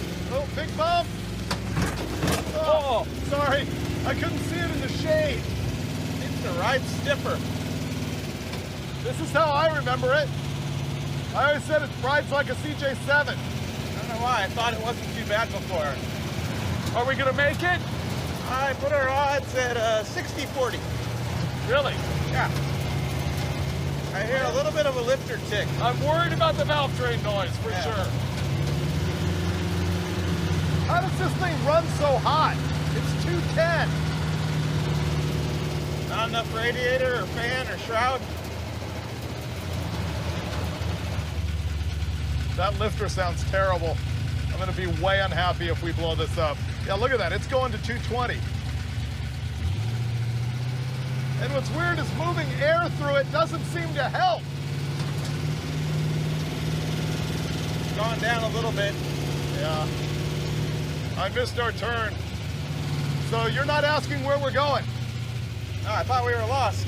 but we're lost on our way to CarTech to try and buy some paddle tires. Oh, no way. It's right there. I haven't been here in years. Yep. I love this place. I wanted to get paddle tires, but I don't think this thing's gonna survive paddle tires at this point. I don't think it's going to survive the highway. Neither do I. Okay. All right, well, Grimmy. This thing is running really hot. How do you overheat with a radiator that big and a fan that big? I don't think the fan pulls enough air. I can't afford to blow up the Hemi.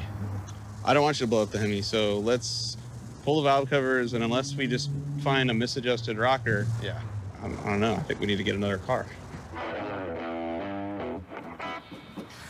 Let's take it apart. I don't want to think about it. Well, the #1 problem here is the valve train noise. It's really loud, and I think it's a hydraulic roller lifter that's collapsed. So what I'm gonna do is fire it up, and I'm gonna listen on the valve covers to see if I can identify which side the noise is coming from. This is loud, dude. Got really loud. That side.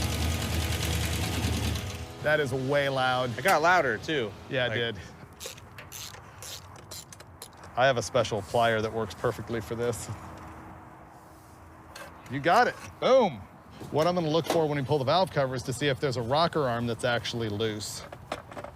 Here's standard routine when I pop a valve cover to start looking at problems for valve train situation. If you've got any kind of adjustable valve train, you can glance at the adjuster nuts and look at where the set screw is in relation to the nut. And look at all of these, how they're virtually flush, and then boom, you go to this one and you can see that that adjuster is backed way off, and you go, there's probably a problem here. And then you do this, oops. That's a disaster. It probably did beat up the push rod pretty bad. I don't think it was ever adjusted. It's all the way up in there, right? And it's tight, right? Ugh. It's ramrodded.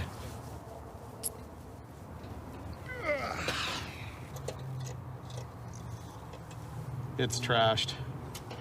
How did this thing get that far backed out? That's wild.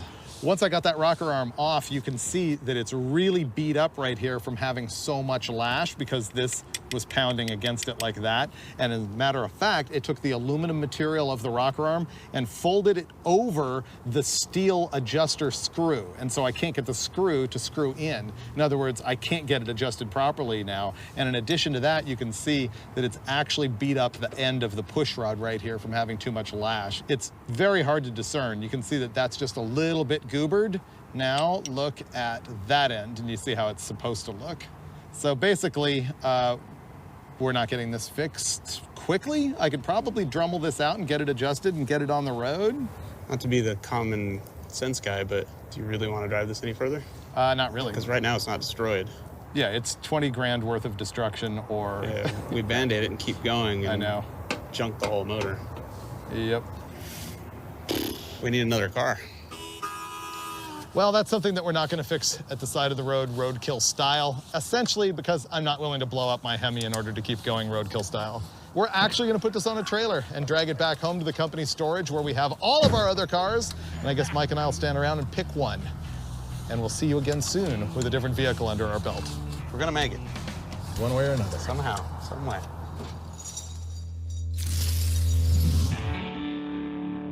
So yesterday, the Hemi Grimmy died. And we're sad about that. But as soon as that happened, I thought about something. I had a life-changing experience recently on the set of Freiburger and Finnegan, another show I do for Motor Trend, where I got to race the Roadkill vet cart against a legit Pro 2 short course racing off-road truck. I got a chance to drive that Pro 2 truck, and it changed my perspective about what kind of fun you can have driving any vehicle. Oh my God, this is the greatest thing ever! And after driving that, I was like, these are the greatest things ever. And I went down the rabbit hole and tried to find a used one that I could afford, and I did. So behind this wall is a legit racing off-road truck with nearly 2 feet of suspension travel that you can jump through the air. And best of all, it has 2 seats. This is gonna be so sick. Oh my God. So today we're gonna drag this thing out. We're gonna put a Lexan windshield in it. We're gonna duct tape some taillights to it. And we're gonna continue on our road trip. We're gonna drive this truck all the way to Arizona, and we're gonna go drag racing with it. And probably off-roading along the way, because race truck. So I don't have all of the concrete info about this, but if it's really close to a legit Pro 2 truck, it's supposed to have like 18 inches of travel in the front and 20 in the rear and like 700 horsepower. Yeah, I read the rules for it. I don't think this has 700, but who cares? It doesn't matter. This is gonna be amazing. It looks like a Raptor. Oh man, look how long the control arms are. It's got like one billet arm and the rest of it's all fabricated. Chromoly, I assume. As you can see, this thing is actually 2-wheel drive. It's just got massive long control arms so that it has a bunch of down travel, probably up too. The engine starts right here. So yeah, it's way far back. Oh dude, your dash panel is trick. Is it? Yeah. Oh, nice. Yeah. So I've seen 12 pictures of this truck. It's got like the winter style gated shifter. Looks like it's a Turbo 400. It's a 3-speed. I fit. I totally fit in this. Oh, that's good, because it would be a poor purchase if you're like, oh, I don't fit in this. Oh, the radiators are back here. Yeah, they're huge too. Can I start it? Try. On.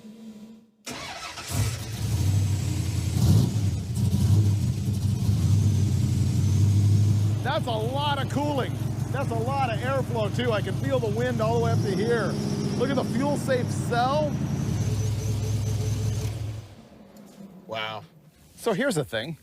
Cast your mind back to the episode of Roadkill where we took the muscle truck to the sand dunes and Finnegan just went ahead and sawzalled my whole fender off. And for so many years, people have like quoted you with the, we'll just make a flange and Zeus it right back on. We'll go home, we'll save this piece, flange it, Zeus it back on there. People do not know what Zeus means. I found out that most fans think that you were like saying, Zeus, the god of lightning, I'll just weld it back on. Yeah, he's just gonna make a flange and Zeus it right back on. It'll be mint. Okay, this right here is a Zeus fastener. It is spelled D-Z-U-S. It is a quarter-turn fastener. It came from the aircraft industry in the 30s. So hot rodders figured them out, and that's how they began to attach panels like this. You can see that there's a little spring and a clip here, and you put a dimple-dyed hole in a panel, and you just Zeus it right back on, and this thing is loaded with them. So there you go. Educational moment on Roadkill. We should go drive straight to a hardware store. Normally, I would be the guy saying that this thing is way too expensive and fantastic for Roadkill, but I don't care because this is going to be so much fun. And I don't think that you understand the actual absurdity of trying to drive this thing in town and on the highway all the way to Tucson. And that's going to be the big challenge. Will we or won't we get arrested? So we're going to do brake lights, windscreen, headlights, and stuff like that.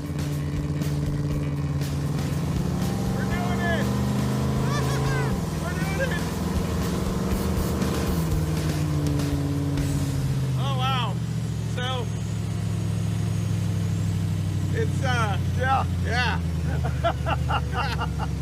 How about the brakes? Brakes are pretty good. Trans feels good. I can't see anything. We need mirrors, like right away. We need beers? That too.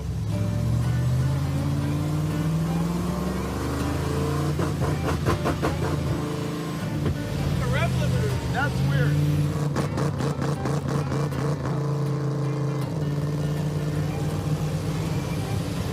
Oh, you're really close to the wall.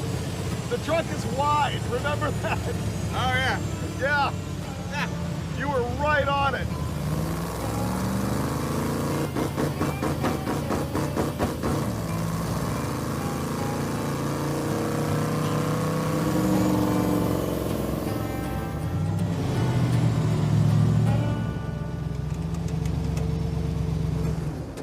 We have some issues. I don't know if I can get out without scalding myself. Just do it quickly. Whew, it's hot. Okay, that was toasty.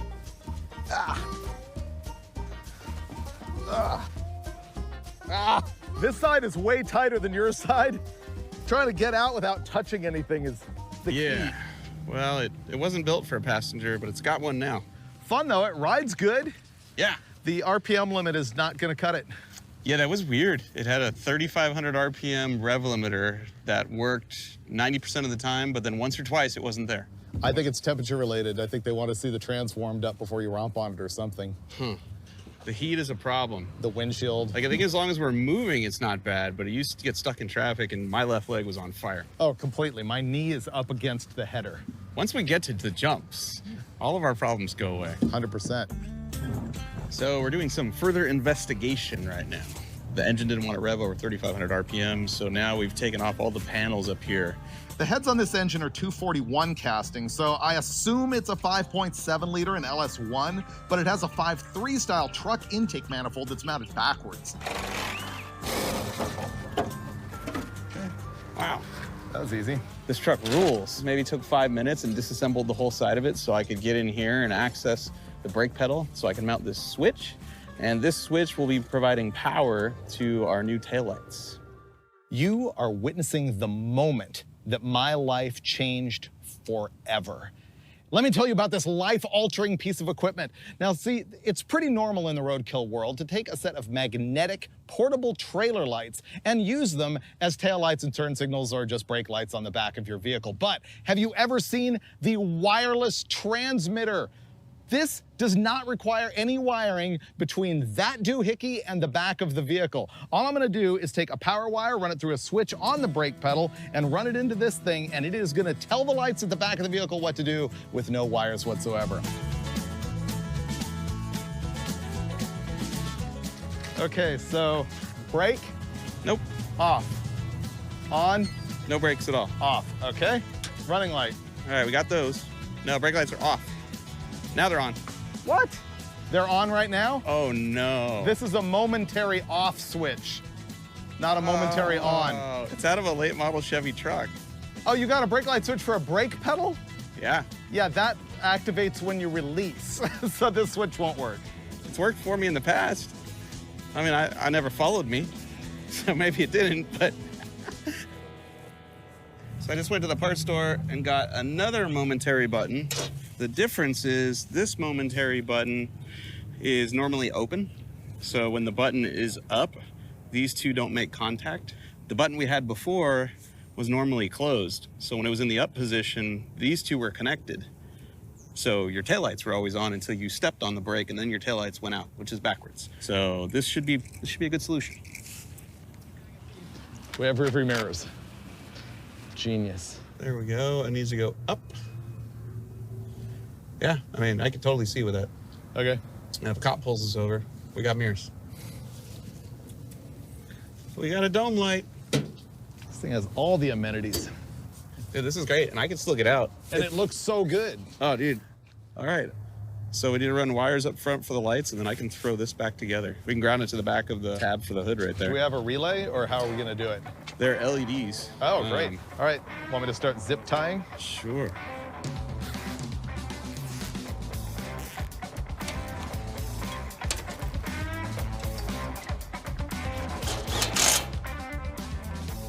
Okay, ready? We're gonna check our light bar. Ready? It's something. It's light. 20 feet. Man, this is light. Yeah. All right. Look at them body lines. Look at the fender gap. Chipped foose. He's gonna be looking for me after he sees this episode. He's gonna be like, hey, buddy, get on down here to Huntington Beach. Help me build some cars. Flip the light on so I can aim. Oh, done. Nailed it. We've got a lot of stuff handled so far. We got a headlight, brake lights, all that stuff. What else did we fix? I can't even remember. Pretty much that's it. That took the whole day. Oh, really? That was it? The whole day. Oh, wow. Okay, we didn't get much done. Now we're putting a windshield on. Okay, this is a piece of Lexan. I think it'll work. Yeah. And note we're using Lexan, not plexiglass. Right. Because plexiglass shatters. And we're all about safety here. This will not shatter. It's like Christmas Day. Opening up presents we bought for ourselves.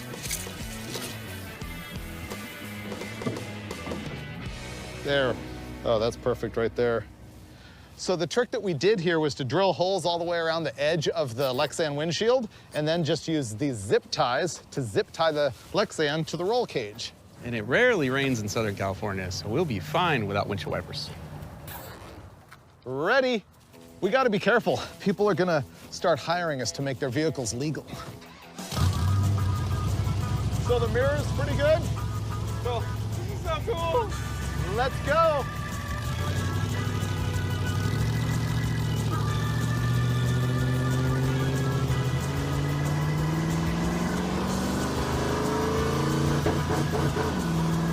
Frustrating.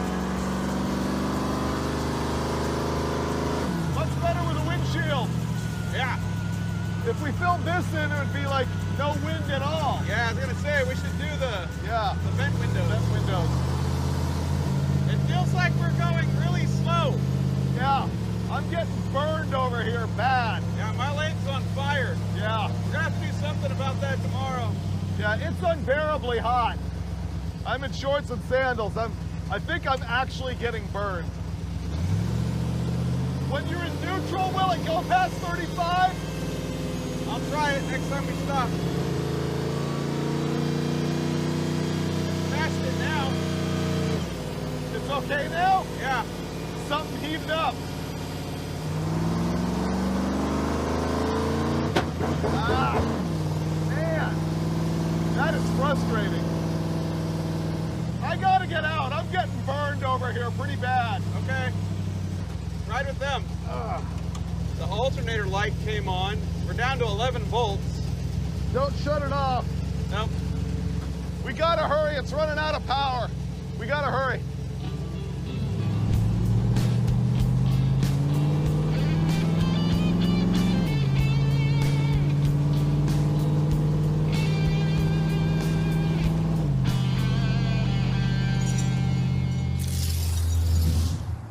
It's a new day, but we still have rev limiter trouble. We're gonna go see race driver Doug Matag, who actually used to run these Pro 2 trucks, and he might be able to help us out with the problem. Cool. How's it going? Good, how are you? David Freiburger. Doug, nice to meet you. You too. You guys got some mirrors on there? Oh, yeah. Yeah. Some windshield? I'm excited to see how it goes. How it drives? It doesn't track straight at all. When you get going, you're just like constantly like this. They're It will touchy. not. They're super sensitive just because in the dirt, you know, when you grab the wheel, it's less gnarly as when you're hooked up on pavement. But that's the least of our worries. Our big problem is the stupid thing won't rev past 3,500. Okay. It's wild. Yeah, I say we pull the hood off and some panels and see if we can figure out what's going on. Cool. Thanks. This is actually the company I bought this truck from. This was their old demo truck. They would take it to off-road races and give people rides in it, which is why it has 2 seats. They also have parts for this thing. We're gonna get an alternator to fix our charging issues. And with any luck, by this afternoon, we're playing in the dirt.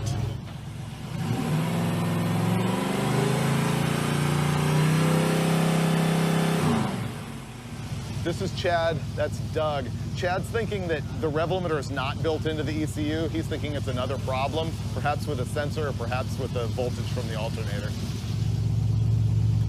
Looks like it's not charging. So right now, Freiburger and I are blowing apart all the paneling so that we can get to the exhaust, because we're gonna wrap the exhaust to try to keep the heat out of the compartment.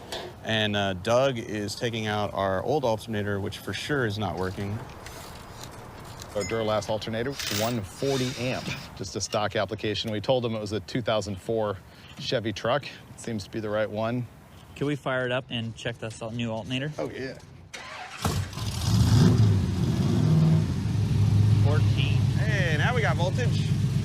Now we have 14 volts at idle, which we never had before, so that's good news. Whether it fixed the rev limiter or not, I don't know, but we'll probably go blast it up and down the street before we put it all back together to find out.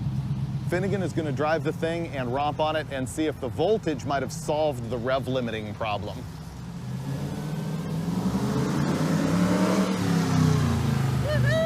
So far, so good. No more rev limiter. And it's just loud enough to set off the car alarm. Let's see what he's doing, or listen. I think it's fixed. All right, we are back in business. No more rev limiter.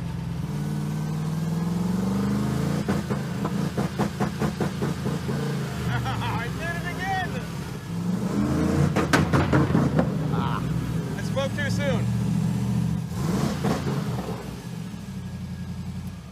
2 times it was fine. Turned around, came back, just started doing it. It does it in neutral too. And the fact that it's doing it and not doing it that. seems like it's definitely electronic. Like, Yeah, it's very defined. It's 3,500. You know, under that it's fine, and when it gets past that, it's fine. It's just The freakiest thing is it's not consistent. yeah.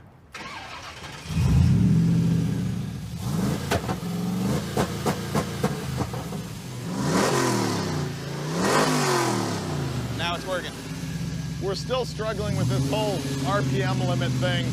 At this point, we're thinking it might be a coolant temperature sensor, as strange as that may sound. As I guessed initially, it won't let it rev unless the engine's up to temperature. That seems to be what we've learned from unplugging all the fans and letting the engine get hot, but we're still fiddling. Let's just unplug the sensor and try it. All right.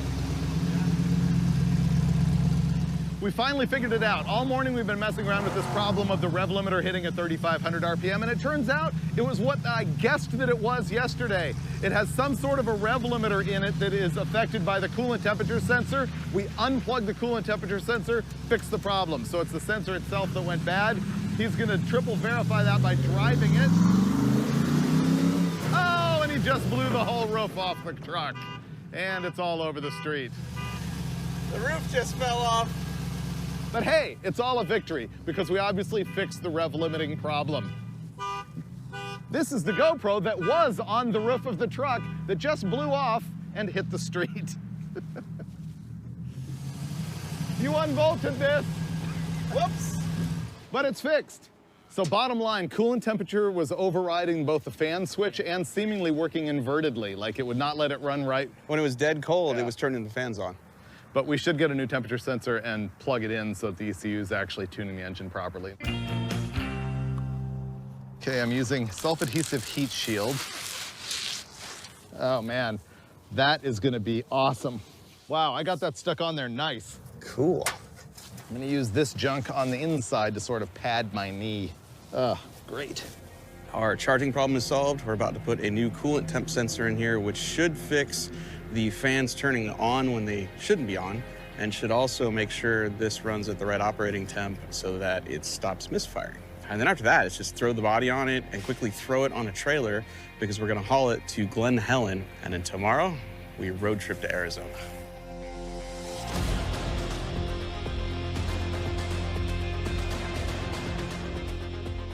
Just when I think this day can't get any better, we come here. Dave, where are we?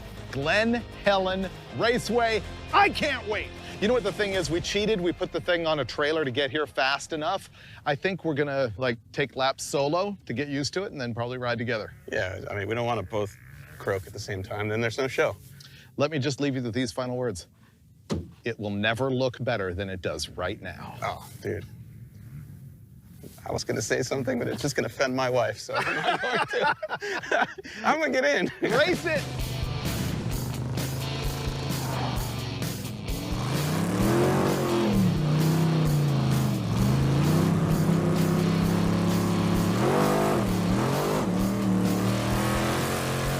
There we go. There we go.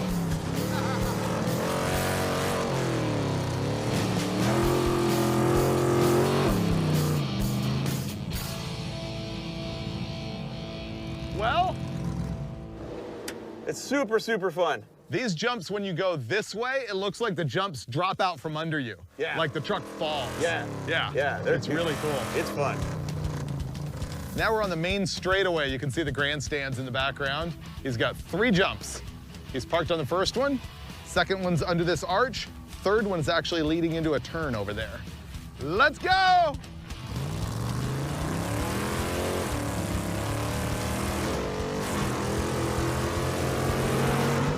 Oh, that's pretty good. That's fun. Good one. Little nose dive. Nice. Yeah. Oh, he's getting bold. It's getting better.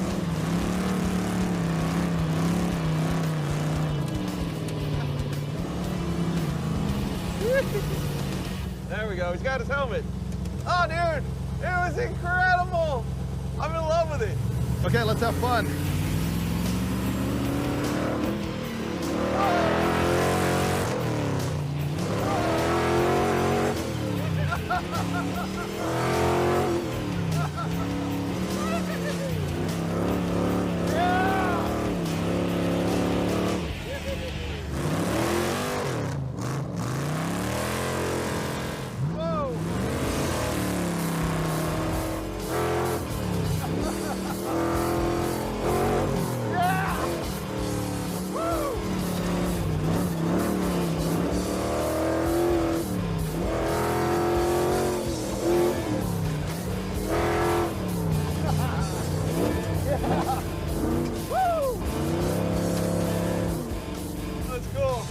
It's like a roller coaster that you get to control. It really is.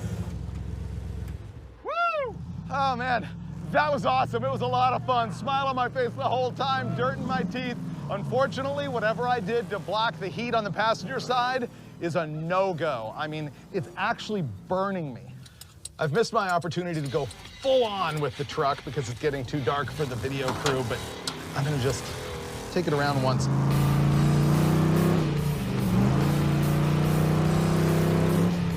Look at that! Yeah! He's doing great. Yeah! Woohoo! Oh, dude, it's so fun to watch.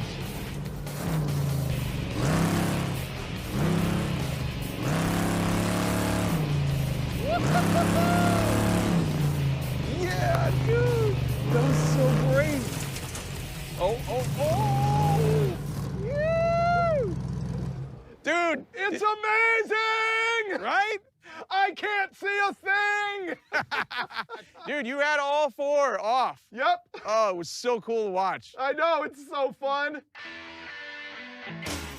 We just got done having the time of our lives driving the off-road truck. The problem is when Freiburger got in and rode shotgun, he was melting. It's still unbelievably hot on the passenger side, which is where the exhaust pipes run. What we're trying to do here is actually wrap the header that's on my side of the truck because it's that far from where my knee sits. But to do that, you have to get through all of this different stuff. There's inner and outer skins, a seat, a console, and then the inner skin that's actually touching the header. And so it's just very difficult to get all this stuff that's this big out of a hole that's this big. There we go. It's a convertible. Right there. This can go up through here. You can ratchet strap it right there and we're done. Okay. Finally, we uncovered the entire problem. And it's really no surprise that I'm dying in this thing. Let's have a look. First of all, 1 inch on the other side of that piece of sheet metal right there is a header tube, and that is baking my knee. Right here, that is the header collector for the other side of the engine passing by right next to me over there. This right here is radiator tubing. So that's also radiating heat right there. And there's no panel here, so all of the heat that is being captured by the transmission and the belly pan and everything is blowing right up forward at the back of my legs right there. And of course, let's not overlook Mr. Itty Bitty Magnaflow right here. And I think we're gonna try and solve it by putting that header wrap stuff, because this is bad.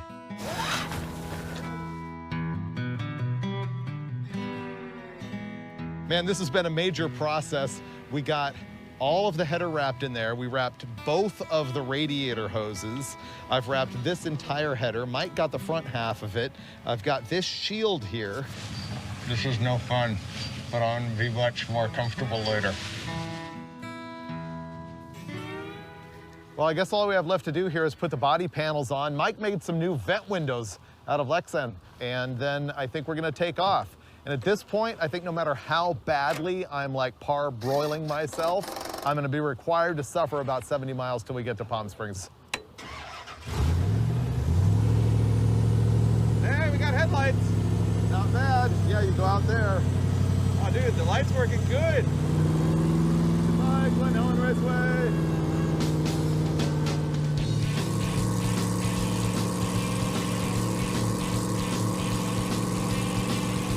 It's getting hotter over here, but it is so much better. Oh, good. We're doing it. We are driving it on the street. Yes, we are. We made it street legal, and I am comfortable over here. Nice.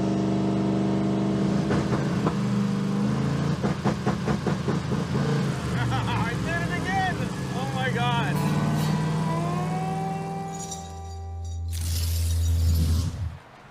Palm Springs, home of beautiful and effective wind farms. We did a lot yesterday. We raced the truck. We spent about 6.5 hours making it so that you didn't melt on that side of the truck. It was good. Then we hit the highway, which was pretty good, except some of the things we did to turn this into a street vehicle backfired. When we put the windshield in the truck, it prevented all the airflow from going through the radiators. So I think what we're going to do is cut the vent windows out of it and hit the road, and if that fixes it, then we're happy. And if it doesn't, then we go to the hole saw. Yeah, we're gonna try really hard to keep the windshield because street truck. Street truck. Okay, Mike, hear me out. Yes. So this truck grills my leg, cuts me all up, throws me up in the air, makes me barf at the end, and I'm smiling and laughing the whole time. I call it teppanyaki. Teppanyaki. You just named the truck. Wow. Say hello to teppanyaki. Wow, I like it.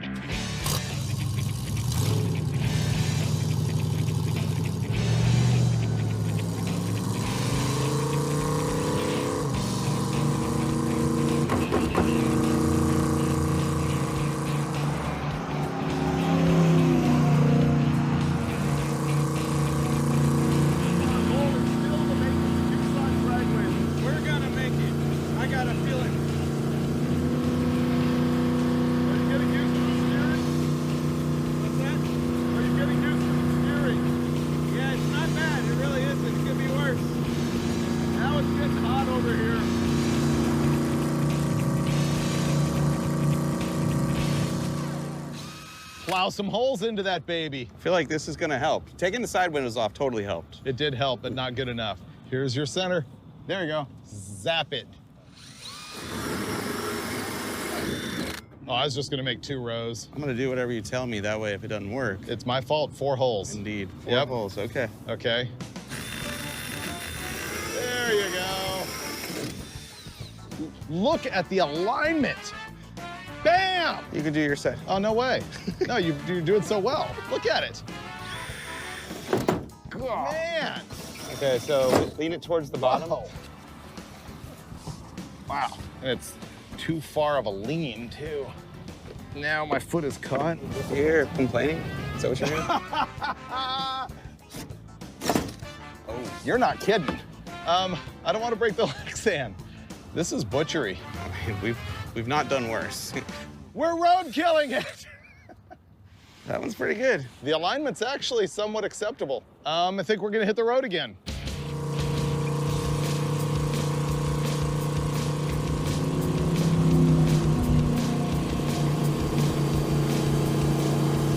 holes in the windshield are working. It's actually surprising. I guess that's actually a lot of area. 6 3-inch holes. I guess it's my turn to drive.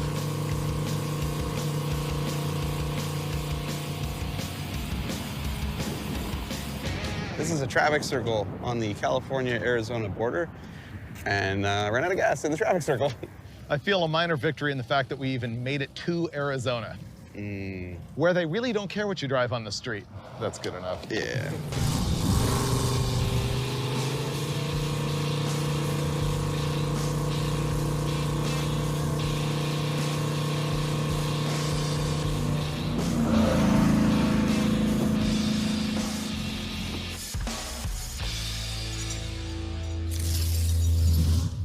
Yesterday was amazing.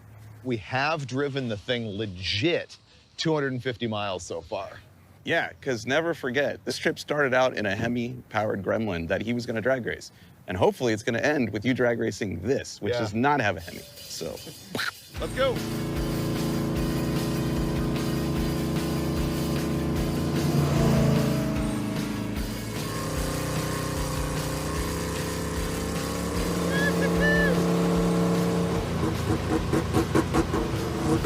We ran out of gas. No way. Yep. As soon as we decide to go off-roading, we run out of gas. It's amazing. It's still running. That was rub limiter. Oh. It cooled off. Oh, yeah, it cooled off. Yeah. Okay.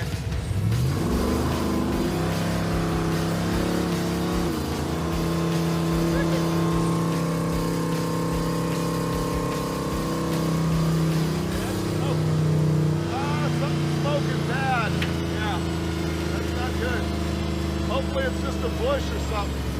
It's coming up from the bottom. well, that was fun while it lasted. We started to smell something. I thought I ran over some tumbleweed, and then I lost the steering, so. Yep, the belt came off. That means the whole shebang needs to come apart. I feel like we're good at it now. Hey, there's no belt on that. Nope. Cut in half and broken in half. Fortunately, we saw this coming and actually bought 2 spares. I'm glad this happened at the end of our excursion through the dirt because once the belt was gone, that hydraulic steering basically locked up.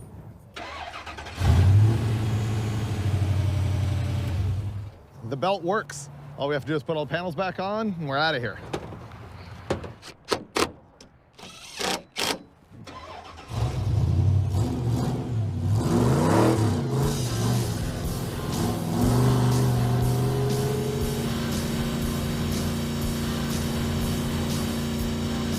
We're driving down the road, all of a sudden we both smelled the rubber, which actually smells like burning wood again, which is the belt. And I thought it was overheating. He says it's not overheating, but we had no charging. This is the second belt we've broken today. This idler pulley is absolute junk, and it's heating the belts up from the friction, and then the belt's breaking. And I'm hoping this is like a standard Chevy truck part that we could maybe go get at our local parts store. That guy right there.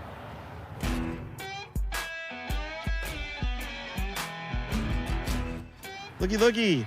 This is our old pulley. It's a plastic pulley and the grooves are absolutely wasted, and this one does not have that problem. All right, now you get to bet, will it break again in the 100 miles between here and Tucson? Good. That looks smooth. Looks good. All right, let's go to Tucson. Let's try.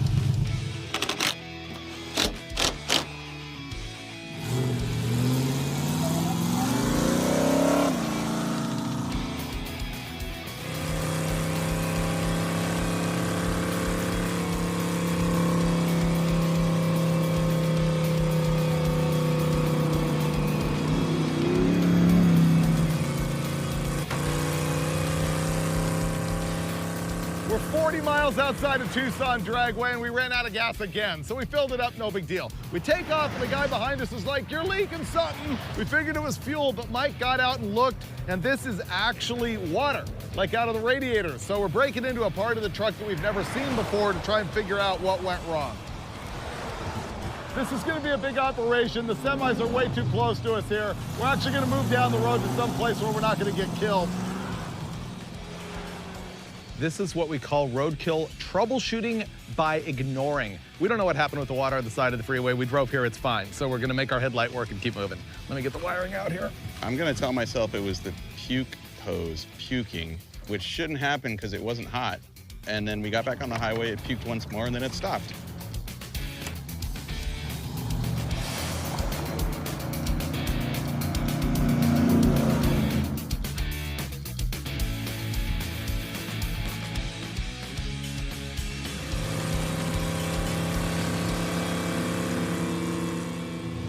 Tucson Dragway.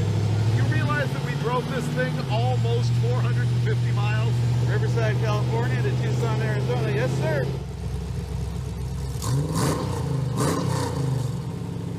Actual victory. We made it. God, we're good. Oh, and I never have to get back in the passenger side again. How long ago did your event end? 5 hours ago. But hey, our brother Matt has met us before. And so he stayed here, and apparently we still have lights on and we can still make a pass down the drag strip. That scoreboard is lit up, my friend. Dude, I'm so stoked for this.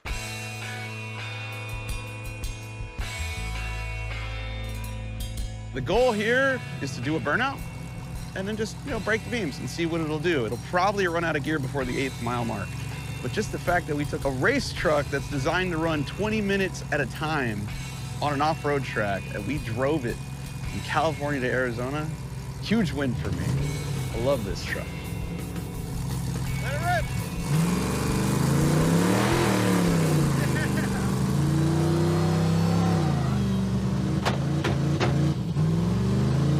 Warm up, come on.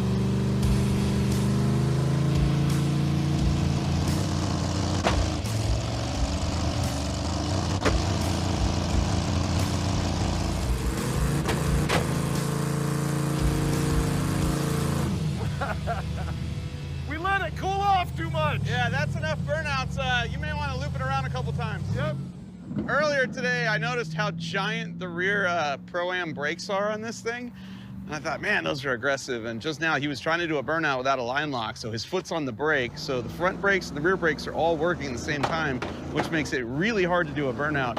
And they were clamping so hard, they were sparking. Like, those were sparks shooting out of there, which makes me love this truck even more. Hey, slalom. Wee-haw. was just fun to drive. It went over 3,500. Now I have to see if I can pull up to the drag strip and stage and leave before it cools off enough.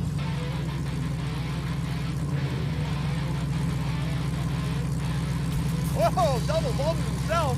He's ready. What? Dude, this thing's pretty good. You see that whole shot? Not out of gear yet. I did it! Hey, it's Roadkill, we didn't fail! What? It went 13.99 at 94 miles an hour? We went all the way! Oh man, and it's still in one piece! Oh, no it's not. I lost the alternator belt. Ah, we better kill it. All right, well, the drive belt is gone, but I don't care. That was all win. Good times. I broke a truck, belt came off. Don't care at all. Really? Dude, that was the gnarliest pass I've seen in a long time. How's that possible? Start to finish. Really? Let me tell you. Okay. During your burnout, you were shooting sparks 10 feet past the back of the truck, right past the gas tank. Really? Yeah. Off what? The brakes. The brakes were sparking everywhere. I was like, damn. Hardcore metallic pads. Then you go up to the starting line like a boss. Double bulb myself. You double bulb yourself. No tire spin. It just goes. Yep. I was like, wow, it leaves pretty hard. Okay, this is good. This is good. You get to the half. You're not missing shifts. This is going good. And it goes out the back at 6,000 RPM. 13.99, dude. What? At 94 miles an hour. Yes. What? 13.99? Yeah, this is a 13-second off-road truck. Oh, I'm so glad it wasn't a 14.0. I'd be so hacked off. And now we get to walk home because I'm not in the mood to help you fix the belt. We're out of belts, dude. There's nothing to fix. All right, then we're done here. 13.99. Unreal. Unreal. I finally got Finnegan to do off-road stuff on Roadkill. The key, speed, and jumps. And I know this truck is really kind of off our normal plot, but come on, who drives a genuine off-road race truck 400 plus miles on the highway? And who drag races them? And if I know Mike Finnegan, he's gonna have 700 plus horsepower in this thing sooner than later. And if that happens, I can guess that you will probably see it in a future episode of Roadkill. All right, here we go. If we're talking to camera, we go to you, Chris? Yep. Okay. I broke your truck. I don't care. Really? It was firing. Oh. That's probably a fail. This is why we can't have nice Sandbags. things. So here's what it's gonna be. Hello, Matt, Tucson Dragway? Yeah, Roadkill here. We're gonna go ahead and leave Finnegan's truck blocking the exit road to the drag strip. Yeah, I know it's not the worst we've done. All right, see ya. That's all you gotta do.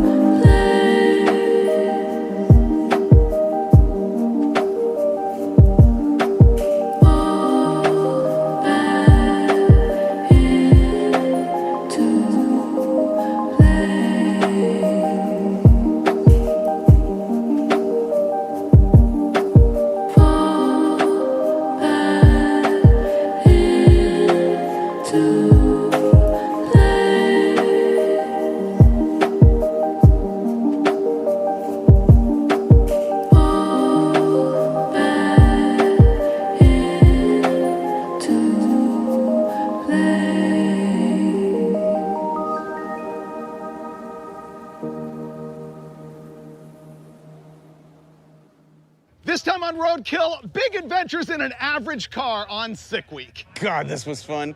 And Michael Knight never had nitrous like you did. No chance. Hasselhoff has got nothing on me. I held a gator on this episode.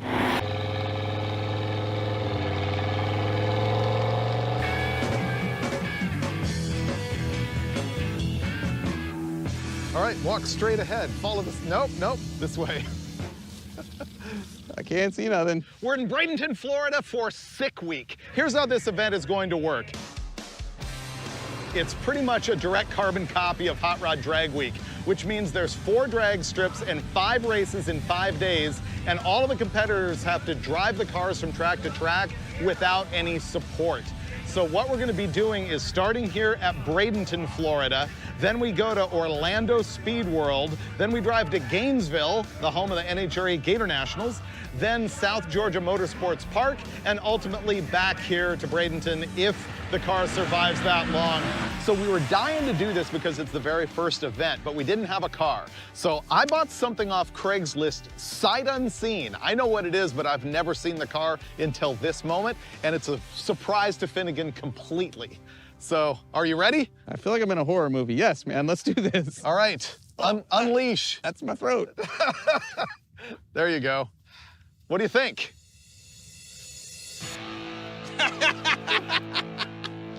You bought a Knight Rider car. Yeah. This is good.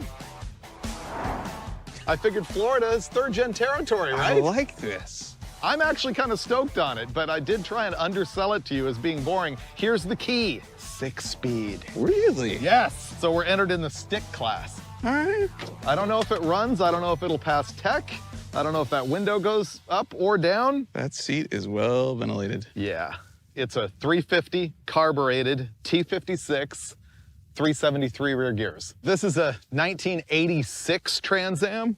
I think it would have been like a 305 TPI when it was new. Is that Yeah, right? you said it was carbureted, but the door handles clearly says fuel injection. Oh, it's a small block Chevy. Yeah. This is not the original motor, I'm guessing. Well, no, it would have been a 305, and the guy told me it's a 350, but who knows? I got a pretty good feeling. I did buy nitrous. Did you? Yeah. Oh, all right, we're good then. Our only goal here is to make the thing quicker every day. Oh, dude, we're gonna have fun with this. The big problem, this rear end is glass. I think we're gonna break the rear end day 1 or day 2. Oh, did you bring one of those? No. Okay, you brought nitrous. Yeah. I like where this is going. We have all the ingredients to blow up a rear end we have no parts for. Yeah. All right, I'm in. Let's do it. Let's see if it runs. Ooh, that's... Yeah, battery's dead. It's a great sign. Yeah. Does it say it has to be running to go through tech? Nope, we can push it. The oil looks like oil. Completely empty. We're great. All the safety checks. Okay, you want to try the lights?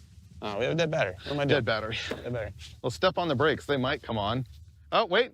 Got brake lights. Try headlights. Yes! That one doesn't work. I don't care. We need a headlight.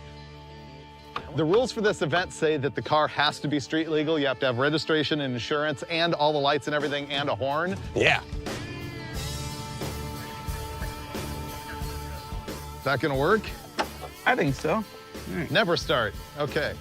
Goodbye. All right, our Duralast battery going in. Ready? Let's make some noise. Let's see if it cranks. Fires right up. Oh, dude, is it even running? It's mint. It dies a little. It might need to warm up some. Check engine lights on. There's an electric fuel pump somewhere. Is there? Yeah. Is it at fuel pressure? It has fuel pressure. The choke is open. Let me find a screwdriver.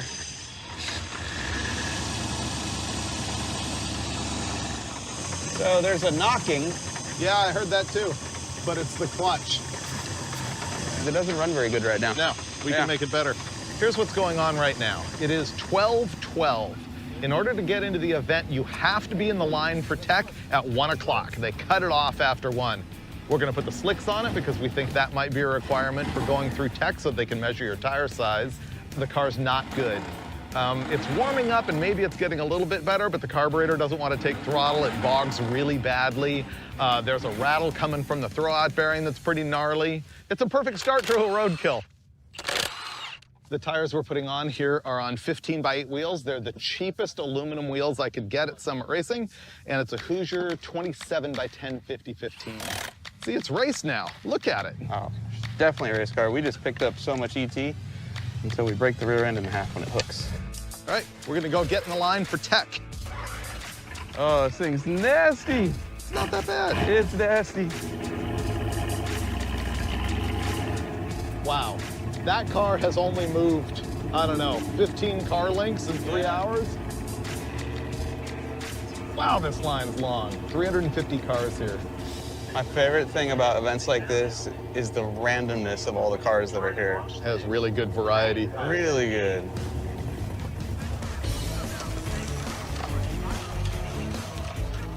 Our headlight doesn't work, so we're gonna fix it here in the line. We wouldn't normally be doing this, but it's an actual rule. Like, they won't let us race without it, so here we are. It's very dim, but it's there. Okay, that's all we need. It says you must have headlights. It doesn't say how many candle power they must be. We have 1 candle power. Okay.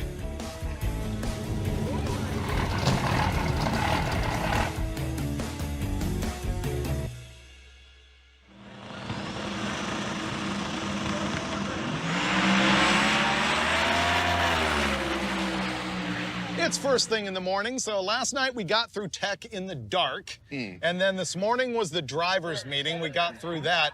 Then we got to sit in the grandstands and watch racing. We never get to do that. We never get to do that. And today, in a couple of hours, I got to make our first pass, and we were talking strategy about, am I going to break the rear end first run? Am I going to slip the clutch? Yeah. What's my plan? Well, I have no personal experience with the 7.5-inch rear end in this. Oh, update on that. Okay. It's actually the somewhat more unusual but stronger Australian-made 9-bolt rear end. I looked under it. Okay, so if you can convince yourself that 9-bolt means 9-inch, then it's really more durable than you think it is. Maybe. You know. So we'll be slow today, and the goal is simply to make it faster every day because we'll probably be the slowest car here by the end of the meet.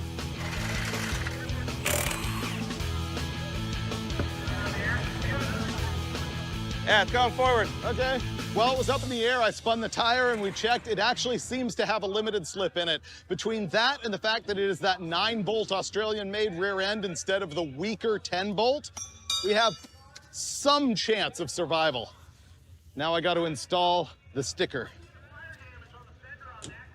Oh, yeah. I bet it's even mostly level. How'd we do? Perfect? They should just trophy us now. Ah, dude. We just bolted on 37 horsepower right there.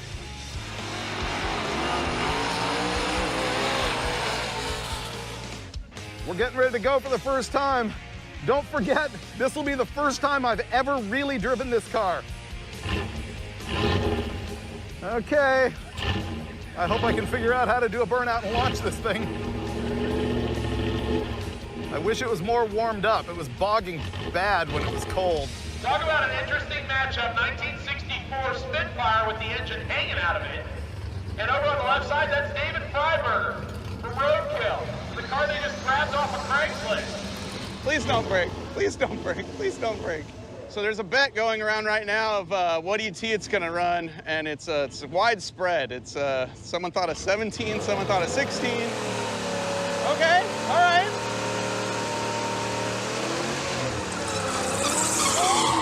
Oh, not broken, not broken. Let's go. I'm hoping for a 14.5-second pass out of whatever engine is under that hood. Come on, Freiburger, be gentle. Be gentle. All right, it's not broken. It's not fast, but it's not broken either. Go car. Oh, it's really, really rich. A lot of black smoke. All right, still going. There's gonna be a minute here. Freiburger goes 1432, 95 miles an hour. 1432! Dude, we have a 14-second car that we bought yesterday. All right, through in third gear. I short shifted first, second, but it left okay, didn't break anything. We haven't even turned a wrench on this thing yet. There's so much potential. I think we can get this into the 13s with a lot of nitrous. 1432 at 95 miles an hour. Not bad. And Mike Finnegan wins the bet. Here's how that went. I launched the thing at 3,500 RPM and rode the clutch out. I way short shifted from first to second, 4,500 RPM. And then in third gear, it went all the way out the top end at 5,000 RPM. So we know it'll rev that high, and we know it's all in one piece. It's actually way better than I thought. Is this the winner's circle? There's checkered flags. Right. All over the place. Yeah, not bad, right? Not at all. Isn't that way better than you thought? Hell yeah, and it didn't break. I'm convinced I can drive it to $13.99 and we can spray it to $12.99 if it holds together. I think all of that will happen. Sweet.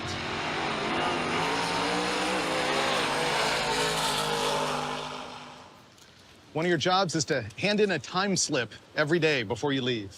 My first time slip, ready to hand in. How fast you go? Yes. Just gonna say, how cool is that? Yep. We're official. 1432 at 95 miles an hour, and I got the directions. We're on the road. This is Tom McGilton's funnel. Okay. He runs low sevens, so I feel like we're gonna gain at least a tenth or two off of the juju and the osmosis that's coming from this funnel. Can you handle the power? I mean, I'll try my best. I'm definitely putting the seatbelt on because she's a rocket. Ready? I'm in.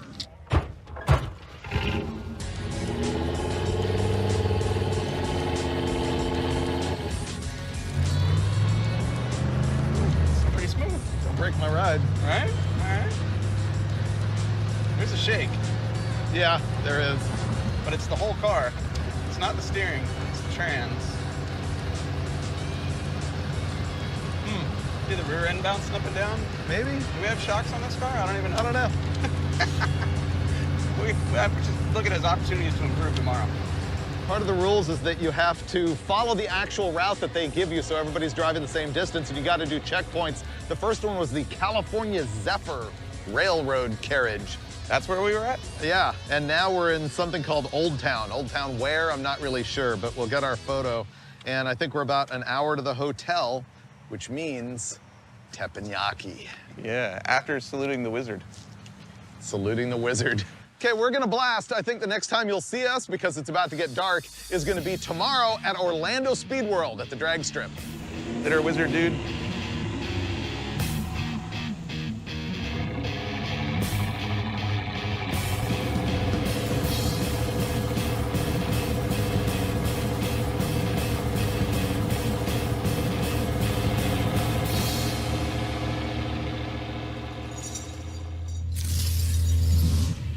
Here we are at Orlando Speed World, where the racing has been canceled due to rain, which isn't here.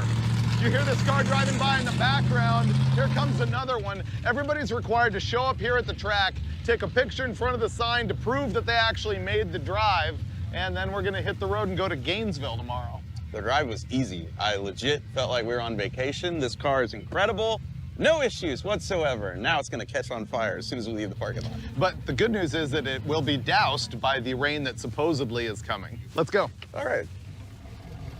That was a fun race. Yeah. Car did great. I guess I should tell the audience, because everybody's been asking me in person because they can't wait for the answer. Yes, we do plan to put nitrous on it. Stay tuned.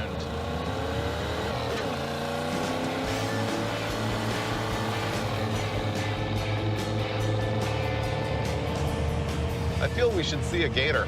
I would like to feed the car to a gator, in truth.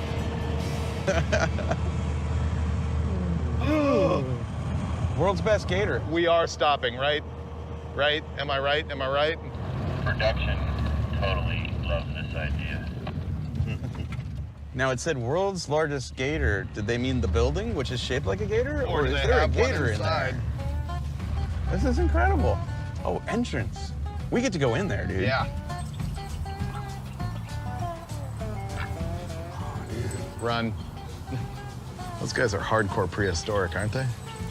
I think so. That one's huge. And he's moving. He's moving.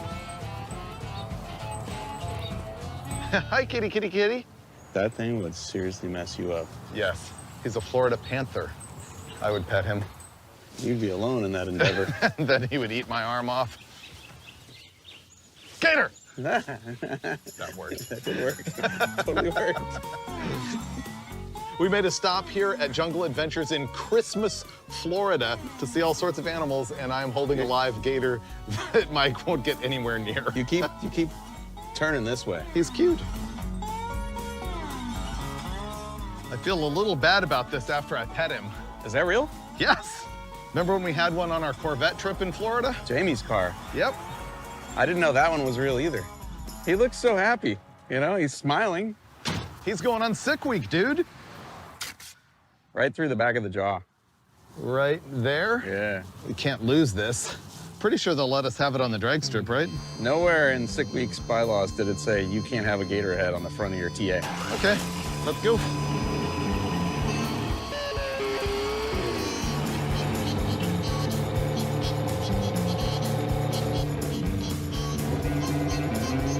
So it's raining. Slicks have no traction in the rain. These are our race tires. So we're looking for a coin-op car wash so that we can park in the dry rain and change our tires. There we go. This is our one. And we're not even here to cool it off. We've found a coin-op car wash, which is like the go-to for dry cover, and we're gonna throw our street tires back on.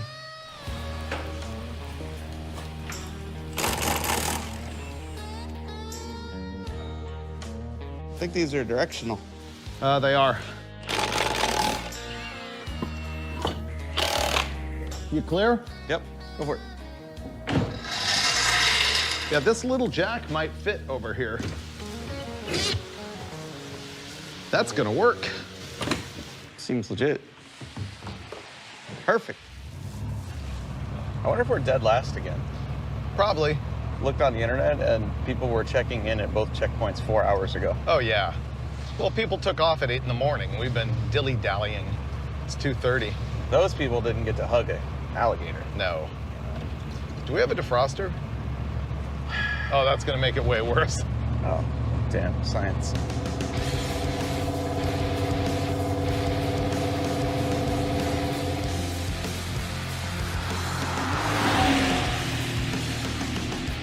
We're here in Daytona Beach, Florida, which is like pretty awesome and has a lot of history, up to the point where this thing starts making a brutal noise driving at like 0 miles an hour.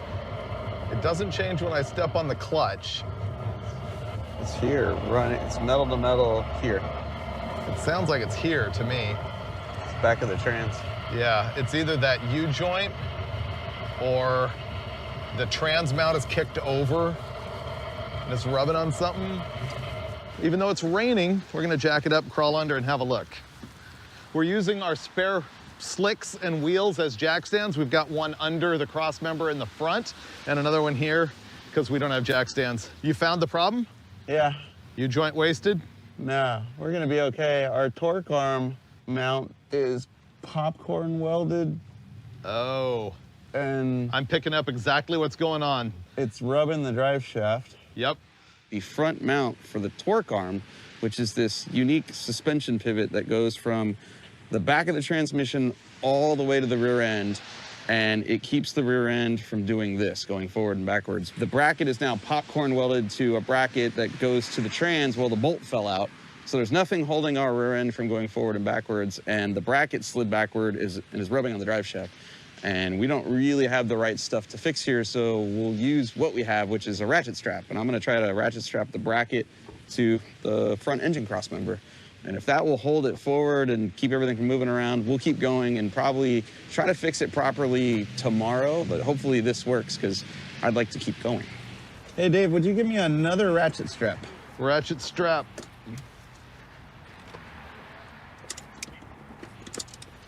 All right, we're good. This should get us through the rest of the day. Ratchet straps are just like giant zip ties. You can fix anything with them. And Mike just took that ratchet strap or two and pulled our torque arm off our drive shaft, did all the dirty work, and we're ready to hit the road. Remember to be gentle. It's not grinding. It's nowhere near it now. The only thing holding the rear end this way is a ratchet strap that we got from the auto parts store. All right, no power shifting. Wow, you did a fine job. Thank you. Is it drag strip ready? No. No? Okay. That guy's still in. Oh, he's in our hey, group. It's one a of our sea car. guys. Yeah. Someone that's as bad as we are.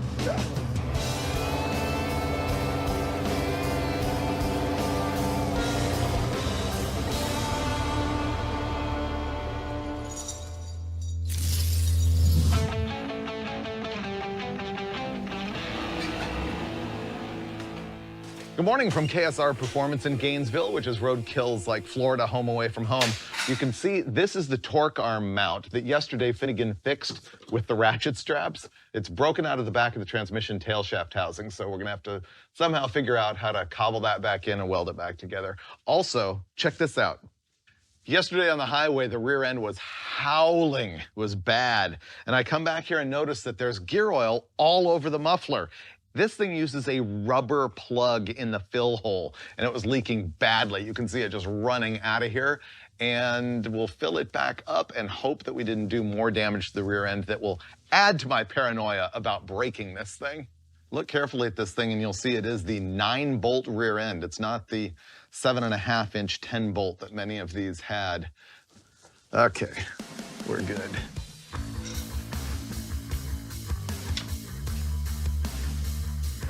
Pry bar's not gonna do anything. That's not gonna happen. What's not gonna happen? Pulling the rear end rearward because of link arms. There you go. How close? It's off by a full bolt hole. Okay. I mean, can we hit this further back on the thing? Oh, I see. Maybe. Like hammer here? Yeah. Wow. This is not right, but it's how it was. I don't think we make enough power to snap that. I think we're okay. We're okay. Put the slicks on. And we're off.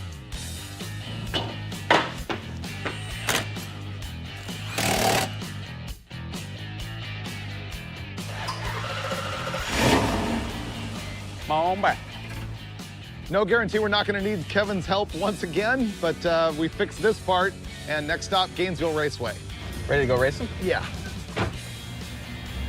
Engage. Oh, yeah, she's ready. No more clunking. Oh, I see race cars in front of us. You see race cars from behind the wheel. Look at this thing. Oh, dude. No clunking. It's growing on me. It's got slicks. Gator's looking sharp. This thing drives smooth now. Oh, man. I see a billboard. I see lights. I see trailers. I think this is the place. Wow. Oh, my God. Spectators are packed. Oh, this is a facility. Yeah. Well, it's an NHRA national event. Oh, really? Yeah. Oh, man. Gator Nationals. We are late and yet on time. What they did is they switched up the program so that the slower cars are going to go down the track first. It's been really cold, dewy out here. They want to get some heat into the track. They want to wait till later in the day for the fast cars. That means we're up. So we are about to go get in the back of the line.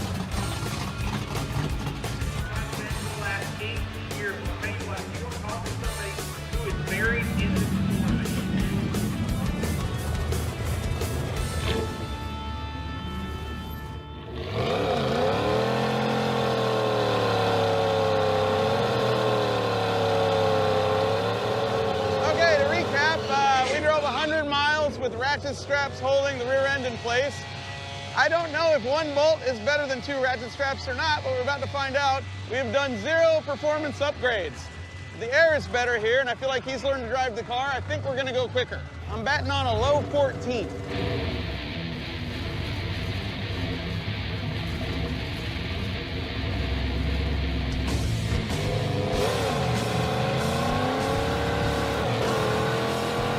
Spinning the clutch. The clutch is gone. Ah, that sucked. Yep, that was spinning the clutch through every gear. That was no good at all. We just lost 2 seconds. I don't know what's going on with it, but it didn't leave good. And it didn't make any power either. 1636 at 79 miles an hour. Smoking the clutch. That is gonna be really bad for the rest of the week. Wow. How did that happen? What happened to Gator? You ready to change a clutch? Oh, when it left, I was like, it bogged a lot. Yeah, spun the clutch all the way, you know. Okay. Short shifted it, and it just went right to 5,500 RPM. Well, we're gonna need a clutch to run nitrous anyway, so Yeah. I'll jack it up. You really want to do it right here? Back to Kevin's? Oh. We could go back to Kevin's. I mean, we need parts. Maybe we should find a clutch first before I take it apart. Uh-huh. Okay, all right. Yeah. I really thought that we were gonna go quicker today. You know, I was doing the ride the clutch out to try and not to break the rear end instead of just doing a sidestep clutch dump, and it never hooked up.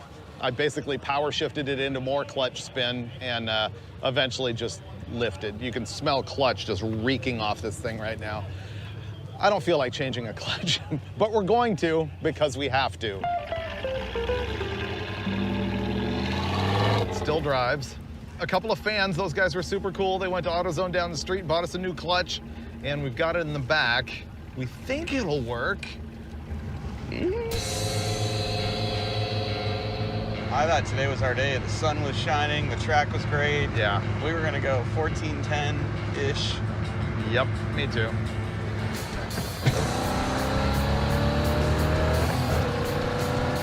I don't know. That is strange. Yeah. It makes me want to go back there and send it down the track once more. So we're just gonna go for it, rip it apart anyway? Hey, buddy. I smell the clutch now. Yeah, I know. Me too. I smelled it as soon as I got in the thing.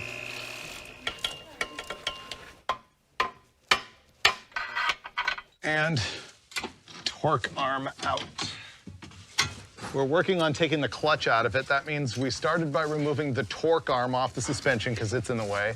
We took the drive shaft off. Right now, I am removing the hydraulic cylinder that activates the clutch. Now, I think the next thing that we're gonna do is loosen the bolts that hold the transmission to the bell housing. Then we'll remove the cross member and we should be able to get the trans out. Transmission seal in action. Ready?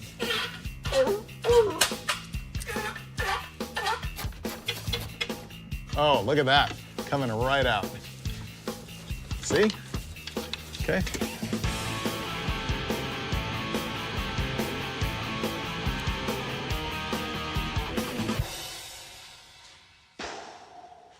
Yeah. We took this whole thing apart, and it turns out that we have got the pull type clutch. The throwout bearing actually pulls to work on the thing. It's like a 90, I don't know, call it 94 LT1 F-body type clutch. We have bought two of the wrong clutches, a stock one that we have here, a stock type, and another race one that's up in Georgia. Instead, what's gonna happen is we're going to reassemble this entire thing, drive it up to Georgia. I don't know how far it is, like 150 miles, something like that. And tomorrow morning, we will install a new McLeod racing clutch that is designed for this setup. And then we will not have time to break it in properly, so we'll take it directly down the drag strip and probably destroy that one also. Race week, it's what you do. I hope this means we're actually done. All we have to do is put the shifter back together and then we should be out of here. Ready to go. Let's ride. You know, if I'd spent 5 minutes thinking about it, we probably would have known that that was a pull-type clutch just by looking at that slave cylinder. I failed. Mom back. I got one more job to do, though. I think our buddy here is not only getting more gruesome and maybe inappropriate, but also bad luck. Later, Gator. We're now probably dead last in that class. When we weren't dead last, how quick was the car behind us? 1677. Oh, you ran better than that guy today, too. I did. Maybe we're still second worst.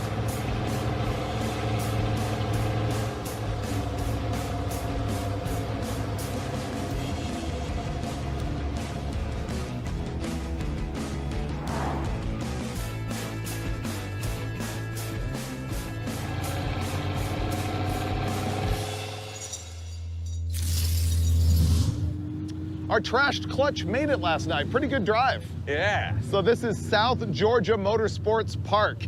And we would be running right now, except for we're gonna change the clutch. We're right here next to Portable Car Hoist Guy. And he's gonna let us use this hoist, so this is gonna be easy since we already know how to do it. Whoa, whoa, whoa, whoa, whoa, whoa, whoa. This guy is super cool. He just goes to all these drag and drive events and he brings this thing for free. People tip him, but he doesn't charge. And he's saved a lot of race cars.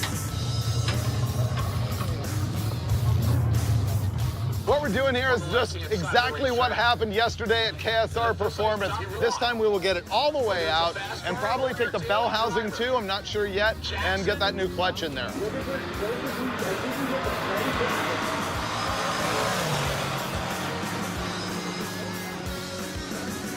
Whoa. Okay, back a little bit. Okay, now you can go down. There we go. Now go down. Next off is going to be the little bell housing. Whoa! I guess that's loose. Okie dokie. That's an aluminum flywheel with a steel insert, and that is a destroyed clutch disc right there. Look at that thing. That is garb. Here's our situation. Our old clutch disc is completely trashed both sides. I talked to my tech guy at McLeod to get some tech information about this, and he noticed the solid hub in this disc. He says that is a Corvette-only deal that was normally used with a dual-mass flywheel that we don't have. We've got an aftermarket aluminum flywheel with a steel insert, and it is completely wasted. On our new disc, you can see this has a ceramic puck on the flywheel side and a more regular material that goes on the pressure plate side. So that's another difference that we got here.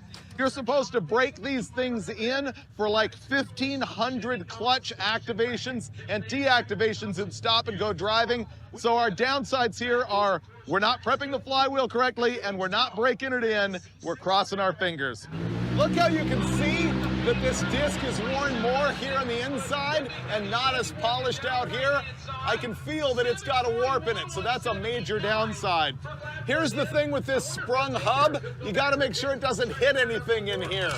And we end up being good for that, so we got lucky. But check this out, this doesn't even have proper flywheel bolts. Those are just regular old hardware store grade 8 bolts. They're not an OE bolt or an ARP or anything. Our flywheel is not flat anymore. I'm gonna do my best to make it a little flatter.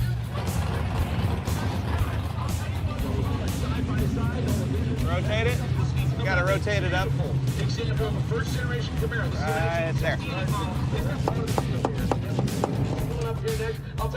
Okay. There we go. Okay. Okay, there you go. Now go forward. There we go. Boom. Let me put some bolts in it. Yep. We got it. You guys are killing it. Wow. We've got the trans in. We got to tighten all the bolts now and then reverse the whole process. Shifter, torque arm, drive shaft.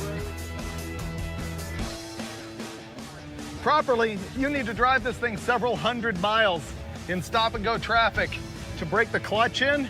We don't have that option, so I am just going to be putting it around the pits, trying to get a few engagements and disengagements in it to get some of that material transferred to the flywheel.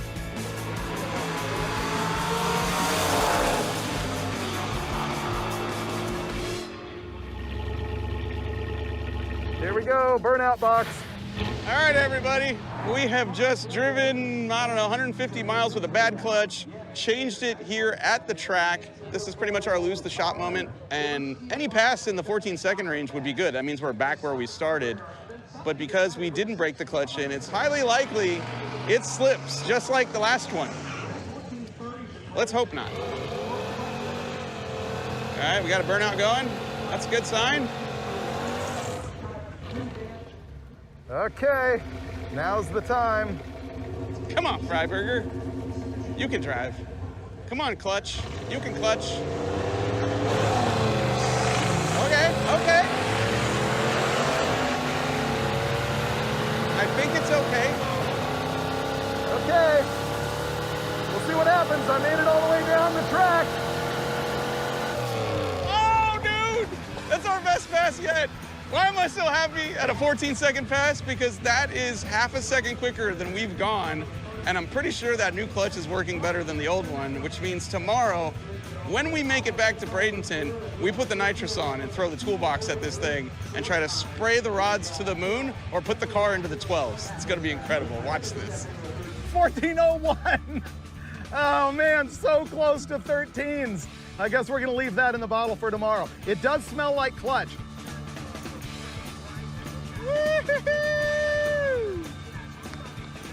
14-second passes, yes! And he dramatically leaves the $13.99 on the table for tomorrow. That's good TV right there. Not bad. It did slip the clutch off the line, but it hooked up and went. Look at that, 99 miles an hour. Oh, dude. And it was so fat. Yeah. Tomorrow it goes in the 13s, and then we spray it into the 12s. Yep. Winning!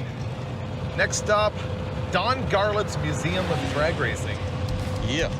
We are 14 miles from the Don's Museum.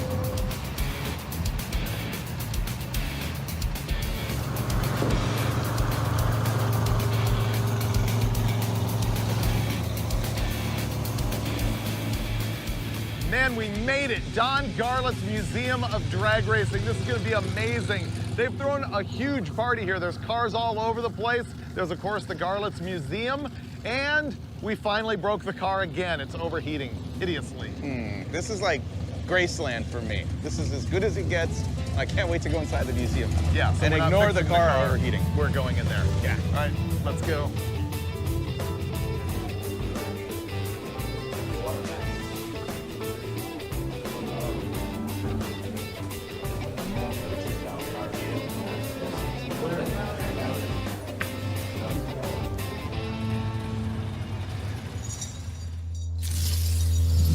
It's the last day, and last night was a killer drive, but we overheated this thing horribly.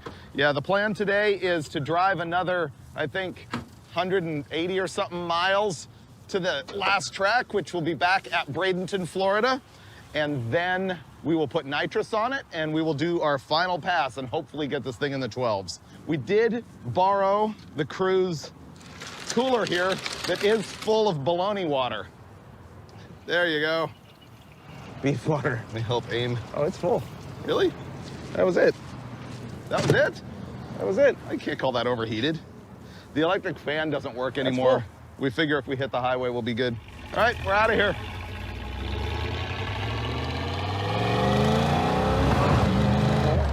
That seems good. Yeah, dude, I think she's ready. I think we've fully broken that clutch with one drag strip hit. Yep. And 190 miles. That was a full flat foot shift, so I think we're good. That's annoying. What is it? Yesterday's route. Okay. We're gonna finish this thing. It overheated last night. We made no attempt to make the fan work. Right. Let me see, I'll press the button. There, I got the button running. It lit up? No. Okay. Well then, we'll be fine. Considering they were running all the power for that fan through this one cheesy switch, not surprised. Save it for the track, dude. Come on.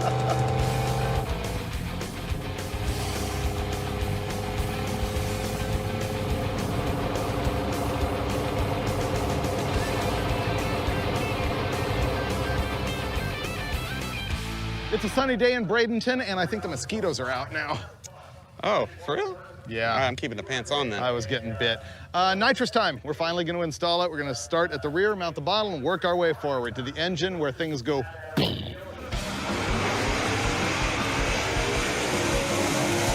What we're installing here is a very basic nitrous oxide kit. It's a Sniper, which is the more affordable line from NOS. And this one is 100 to 150 horsepower. That's kind of a bummer. I thought we had a bigger kit than that. I thought I was gonna put like a 180 shot in it. The way this works is Mike is mounting a bottle in the trunk, then we will take this hose and use it to feed nitrous oxide forward to the engine, where it will go through this solenoid right here, which is the on-off clicker button. There will also be a solenoid that's feeding extra gasoline into this plate that we'll mount underneath the carburetor. and then the fuel and the nitrous will be discharged into the engine. Nitrous oxide makes more power by bringing oxygen to the combustion process and allowing you to burn more fuel. My goal is gonna be leapfrog the 13s because that's bad luck. Go straight from my best pass of 14:01 all the way to 12:99. Okay, carb off. That is hot carburetor.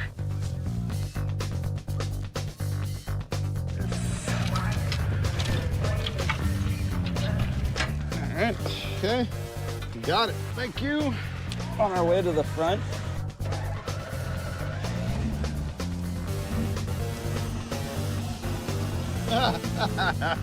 Well, since the initial timing is 8, I'm guessing we're gonna be in pretty good shape. Yeah, that's probably close to factory. Yeah, we're probably good. You wanna rev it up and I'll check it? It only had 29 degrees of timing in it, which means if we had bumped that up to about 36 naturally aspirated, odds are very good that it would have been quicker because that's a little shy on timing for a stock small block Chevy. But we're not gonna run it NA again. We're going straight to the nitrous. It's already tuned up for that. This is gonna be great.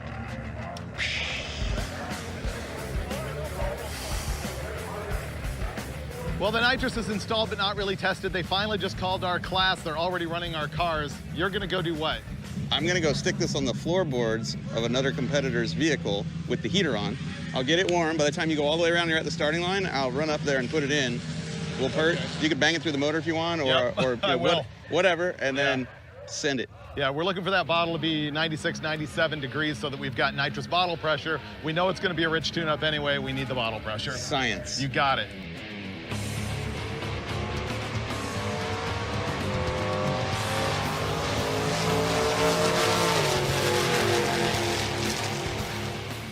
She is hot. She is ready. Our lane is next. All right. Okay, we got the bottle in now, and I'm gonna fire up the engine, and Mike's gonna open the bottle. That just makes sure there's no nitrous leaking into the engine. If it's leaking, you'll hear the engine start to rev. It's good back here. It didn't rev up. I think we're all right. We have nitrous. All right. I don't think I can leave on the nitrous. I think the clutch will go. Yeah, don't do that. Yeah. All right, you're hot. All right. Just hope the bottle stays warm. Oh man, here we go. All right, second gear burnout.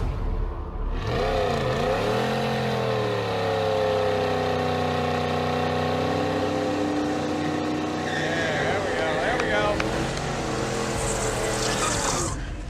All right, come on, Freiburger.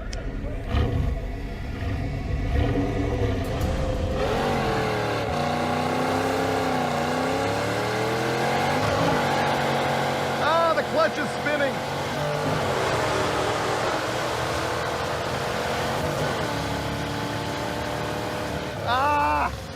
The clutch did not hold. It's because of that dead flywheel. That was not good. I power shifted on the nitrous though, but that was not good.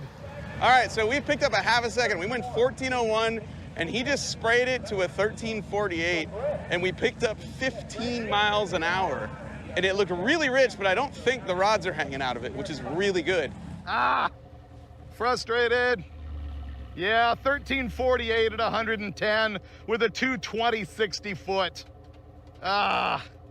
This is a matter of where Roadkill does not help you out. We're on a tight schedule. You're at one of these drag week type events. You do things you wouldn't do in your normal shop.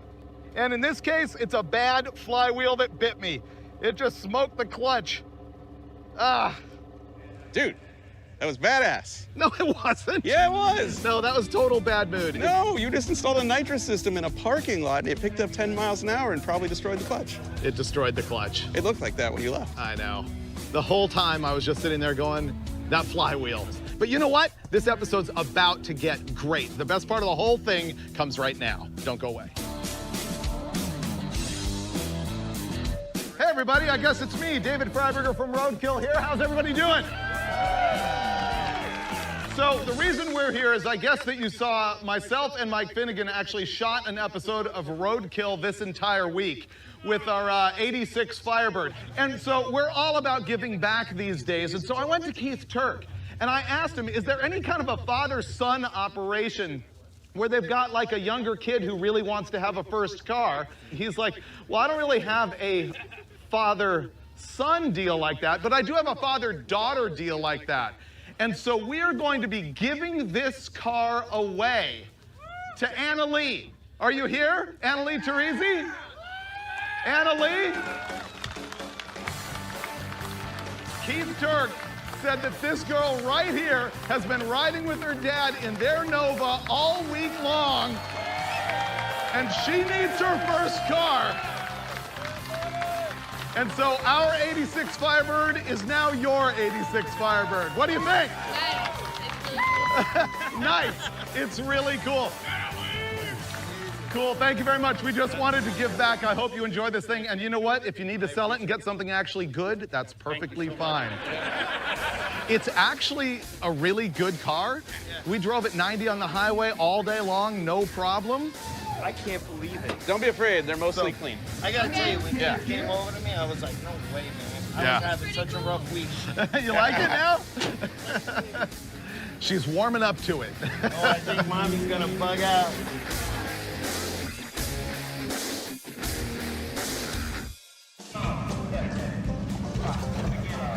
Uh-oh.